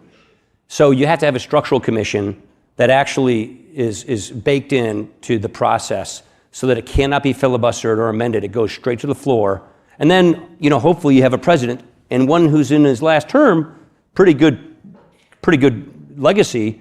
I mean, he could be the president to save the dollar. He could be the president to get us off a debt crisis. He could be the president to not only guarantee our benefits, Medicare and Social Security for current retirees, but a solvent system for the next generation of retirees. That to me is the biggest challenge of our country right now, this debt crisis that is not an if question, it's a when question. And so hopefully in 2028 we get that thing solved by then. Why is a fiscal commission a better approach than, DOGE? Well, because it's bipartisan, because it has votes. The DOGE, look, I love the promise of DOGE, but for it to last and work and be real, you got to get it through Congress. You got to pass authorization bills. I mean, my hope for DOGE is, they digitize government, they digitize contracts and payment rails, and bring Silicon Valley economics to the defense procurement process, and streamline with the kind of technology that these technologists, are familiar with government. But to do all of that, you got to go to the authorizing committees in Congress, you got to pass those bills, you got to appropriate that money, and that means it's got to be bipartisan. And I haven't paid that close attention, but my sense is it's not considered a very bipartisan effort right now. So, I don't think Chuck Schumer's like looking to help them. So, Senator Scott said earlier that it is loved and cheered by most of the country. So, well, I mean, I think the effort, I like the effort. I mean, we look, Reagan had the Grace Commission. Yep. Clinton had the thing Gore did with the silver hammers or whatever the heck that was called. Dan Quayle ran. This happens, lots of administrations do this. And I love the idea of technologists, given that we're now in the 21st century and we are using 20th century technology to run our government agencies. I love this idea. It's just to make it last longer than a term, you got to go into law, and that takes 60 votes. This is all discretionary spending. This takes 60 votes. That's do you know Elon Musk? Yeah. Have you talked to him since he went full MAGA, if you will? No, I haven't talked to him in a couple of years. Okay. What's your impression of him? Super smart guy. We talked about some technology he was working on at the time. Okay. I want to ask you something about leadership. Senate Minority Leader Chuck Schumer told Meet the Press that sometimes when you're a leader, you have to do things to avoid a real danger that might come down the curve. Obviously, he was talking about getting a lot of heat for, voting for the Republican-led bill that would have avoided a shutdown. So what do you make of that assessment? What do you make of what he did? And what do you think makes a good leader? I'm probably hurting him by saying this, but he did the right thing and he made the smart move for his party too. He really did. I probably hurt him. I don't mean to do that. You always do that as a leader. You're a heat shield for your members. You take the bullets so that they can survive, and you do that. That's what Chuck Schumer just did. He was a heat shield to his party and his members. He would have walked his party into a ditch, and they would have had a government shutdown. And the last time he did it, it was called the Schumer shutdown. I was speaker at the time. It wasn't a good look, and they pulled out of it. Whoever starts the shutdown doesn't win. They lose the exchange. So to be a good leader, you got to be a heat shield to your member. You have to basically get consensus with your members, get them to buy into a plan, and then go execute your plan and have a plan first of all. And Chuck, I'm sure he has a plan. Look, I don't want Chuck to succeed because I disagree with him on policy. As a human being, I like Chuck. He always kept his word every time we negotiate with each other. But you're a heat shield to your members. You take the tough votes. You take the tough decisions. You take the flack. You're not that popular when you're a leader. Think of me or Pelosi or McConnell or Schumer. Those people aren't the most popular people in the room. Trump is popular. He's a leader. I'm talking about legislative leaders. That's very, very different. Making sausage is a whole lot different than signing bills. Got it. We're out of time. Thank you so much, Speaker Ryan, for joining Axios. If you like this conversation, you might also enjoy the newsletter that I co-author with Neil Irwin. It's your 2-minute lunchtime briefing on the biggest economic story of the day. Sign up at axios.com/newsletters and stick around for one last segment with Axios' very own Mike Allen. Thank you so much.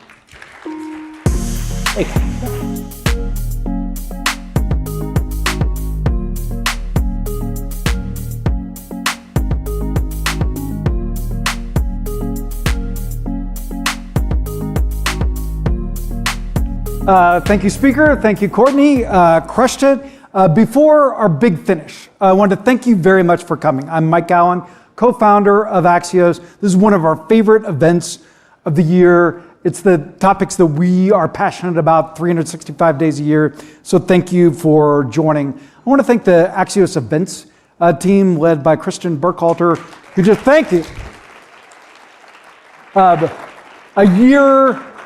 A year of work went into this 4th anniversary summit. They will start tomorrow. Also, a special shout out to Elise Norris, who booked every guest here, has been on top of this for 365 days. And we're very fortunate her parents, David and Allie Norris, are with us from California. Let's hear for David and Allie. David and Allie, thank you for Elise. Thank the Hamilton Hotel, all the people that worked hard to bring us beautiful food, this beautiful setting, our partners, Bank of America and Johnson & Johnson. Thank you for making these conversations possible. Thank you in the room and you around the world. Our final guest is going to be fun.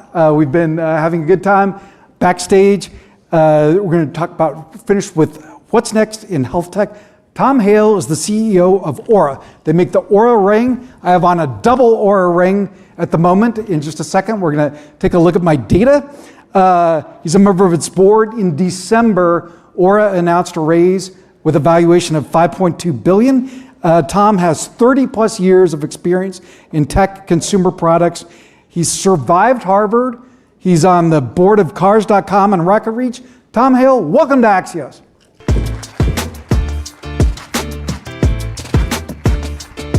Thank you so much for joining from San Francisco. We really appreciate it. Hello, everybody. Thank you.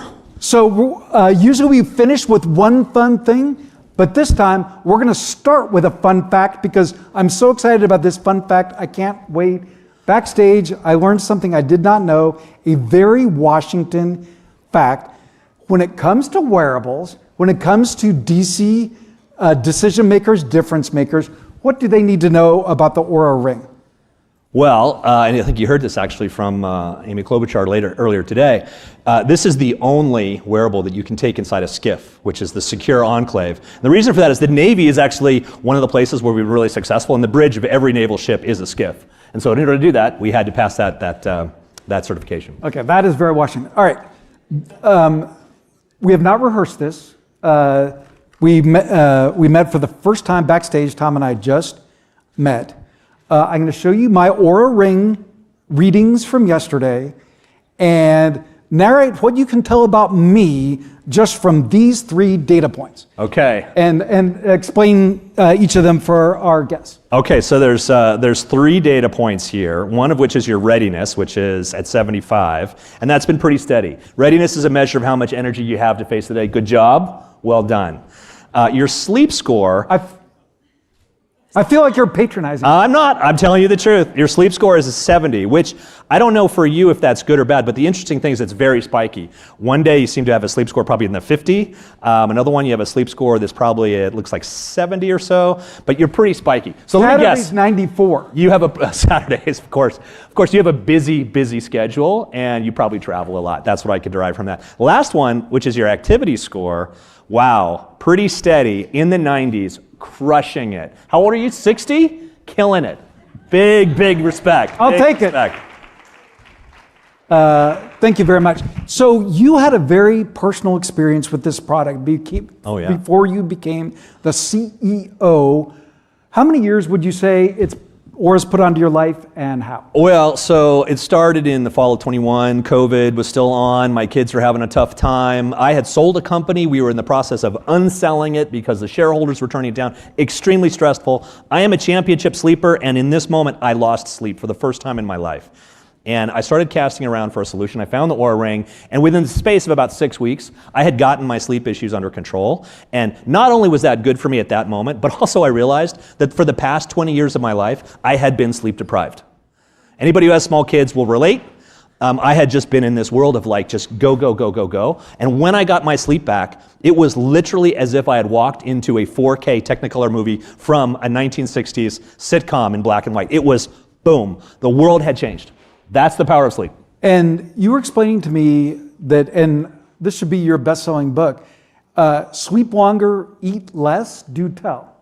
Well, biologically, when you don't sleep, your body asks you to eat. And the way it does that, it releases a couple of hormones into your body. Basically make you hungry. Cortisol is one of them. And this is an evolutionary thing, which is it helps you survive. If you're, trying to survive on the deserts of Africa, your body, if it wasn't sleeping, it needed to eat. So as a result, if you don't sleep, your appetite increases. That's why midnight snacking is a thing. Conversely, if you do sleep, 2 hormones are secreted, leptin and ghrelin. One of them regulates the amount of appetite you have. The other one regulates how satisfied you feel based on what you eat. So if you sleep, you will eat less. So this stage has been full of Aura geeks today. Speaker Ryan was telling me that who has the Aura Ring on. He was saying that he knows that one of the biggest factors is consistency in when you go to sleep. But Tom, what is sadly the number one thing that would give us better sleep? So this is in the wet blanket department. Honestly, if you talk to any Aura Ring user and you say, well, what's the number one behavior change that this ring has taught you and this software has taught you? And they will say, I drink less. almost uniformly. And I think the realization that we should drink less, it's actually dawning on our society. You can see that. There's less alcohol being consumed each year. But what's most interesting about the way it affects your sleep is that you see it in the architecture of your sleep, and you see the impact of not like, we all know what 12 tequilas is going to do to us the next day, but what you don't know is like, what does a couple of sips of tequila do to you?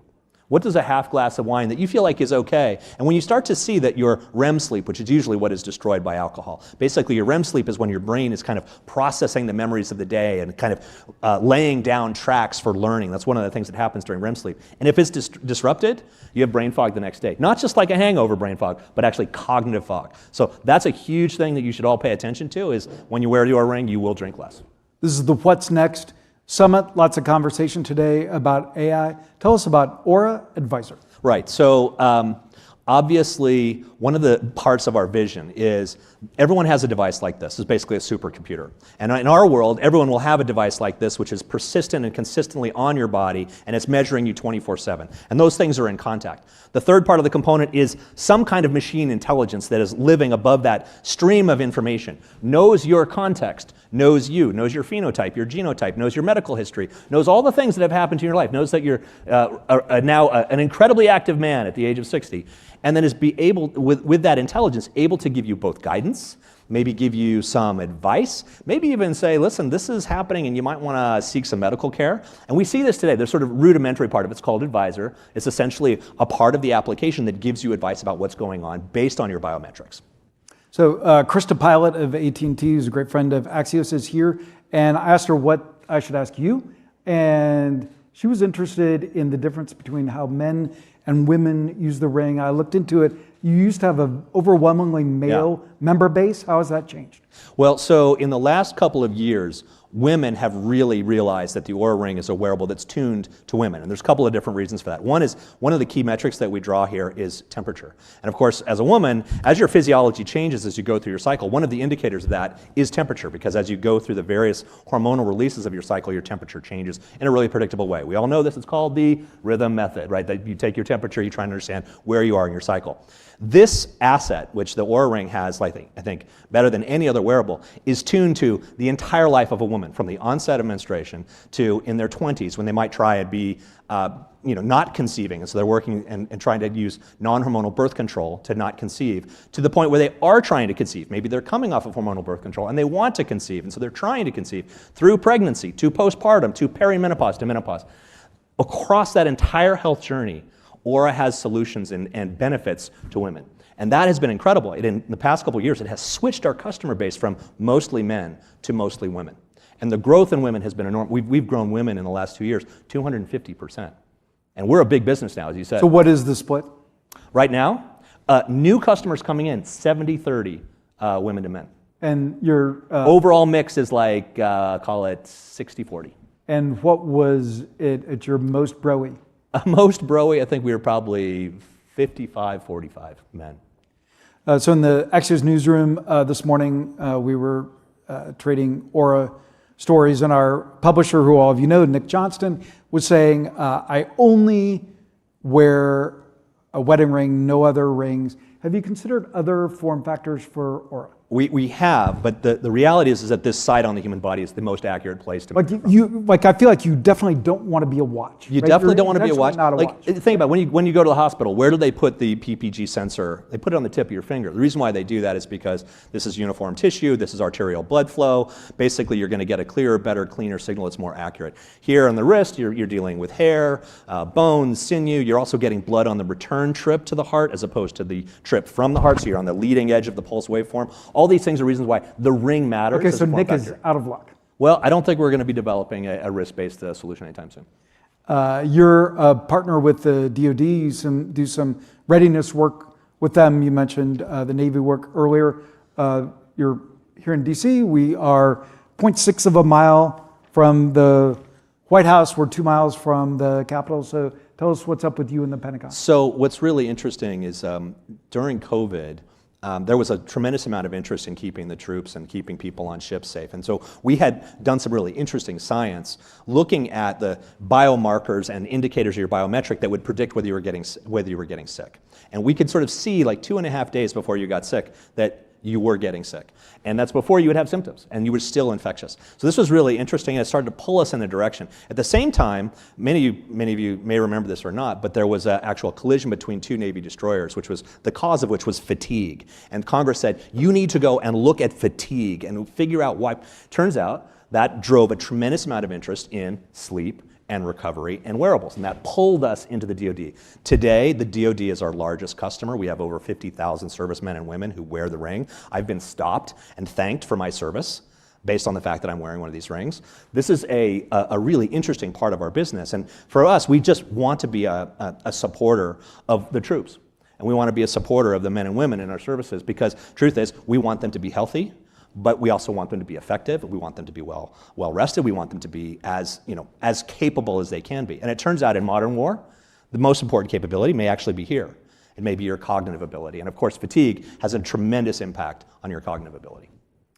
And when you work with the DoD, what have you learned about how the lifestyles of someone in the service is different, or how can Aura serve them? I mentioned to you that for me, the number one advantage has been awareness. Yeah. What does it do for people who are serving? Well, it certainly, there's this element of like your body's talking to you and you're having a conversation with your body and understanding where you are. That's really important. From the perspective of kind of like, call it force readiness, an admiral on board an aircraft carrier might want to understand how to deploy the resources on that aircraft carrier based on the scheduling that they've got. So in one of our solutions, we actually feed that data to a system on board the ship, and that helps say this person should be on watch and this person should be on rest. And so you're kind of getting kind of the telemetry of your human weapon system, and you're putting that into another system which is actually managing the scheduling and time.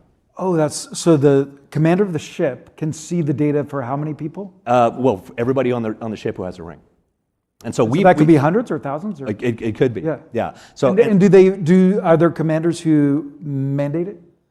Who do what? Who mandate it, require it? Well, it's really interesting. We're partnered with a part of the Navy called the Naval Health Research Center, and they have deployed us into some very interesting kind of forward deployed environments where the entire shipborne kind of complement is wearing the ring, and their data is being worked into the shipboard servers, and the shipboard servers are actually scheduling them. And this is really important actually, because privacy is really critical. It's actually central to what we do. We view ourselves as a healthcare company, and as a healthcare company, that data that we're collecting, it's not our data, it's your data. And by the way, it's incredibly confidential. But in this case, by anonymizing the data and feeding it to a system, the system scheduler can know, are you ready? What is your level of readiness? Can we put you into this role, and will it be effective? By the way, I feel like readiness tells you when you're getting sick. Sometimes it knows when you're getting sick. Yeah, well, there's a feature, I don't know if you've experienced it yet. Probably not, because you're so darn healthy.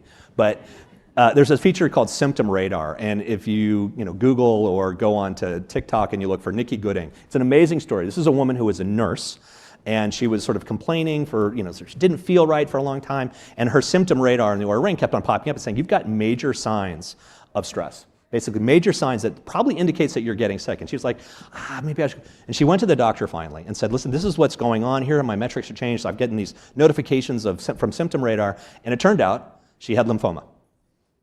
And she went to TikTok to say, this thing saved my life. It told me, it directed me. And the thing is, we're not a tool for diagnosing cancer. That's not where we're not. But the fact is that information empowered her to take action that ultimately put her on a path of trying to fight this illness that she had. And the thing is, we're now seeing doctors who are taking this TikTok and commenting on saying, this is why you should have a wearable. Because that prediction, that check engine light for your health is something that everybody should have. Penultimate question, we're about to get the hook. What's next for healthcare? This is Ina's magic wand question, the blow my mind question. Look, I think that this idea of the doctor in your pocket who knows you, it's a solution to the problem that healthcare has, which is there are simply not enough doctors to provide enough care for all the people, and that number's not changing. We're not minting more doctors faster. That's just not going to work. Technology is going to have to step in. It's going to need some controls and some regulation, but that idea of your personal doctor, which is constantly looking over you, understands you intimately, is able to give you advice and is credible, and then know when to draw the line and say it's time for you to go see a real doctor, that's going to be an incredibly powerful game changer for healthcare. Last question, one fun thing. The highest sweep score you ever got, and how? Well, not being with my kids having an entire weekend, I managed to eke out a 96. So I've never gotten 100. Those of you who've got 100, respect out there. But No, I've I got don't a think, 96. will it give you 100? Oh, it'll give you 100. What would you have to sleep like 50? You're going to have to ask Kim Kardashian because she is like publicly the only person who's gone on stage. I think she has a staff of 20 who help her. That might be how it happens, but there are people who... How many hours would you have to sleep to get 100? It's not a question of just sleep. It's the quality of the sleep. It's the regularity of the sleep. It's the architecture of the sleep. All these factors go into it. It's not just about duration. How about the booze? And no booze. Tom Hale, thanks for a great conversation. Pleasure. Thank Appreciate you. it very much. Thank you. Thank you. That was fun. Thank you for doing it.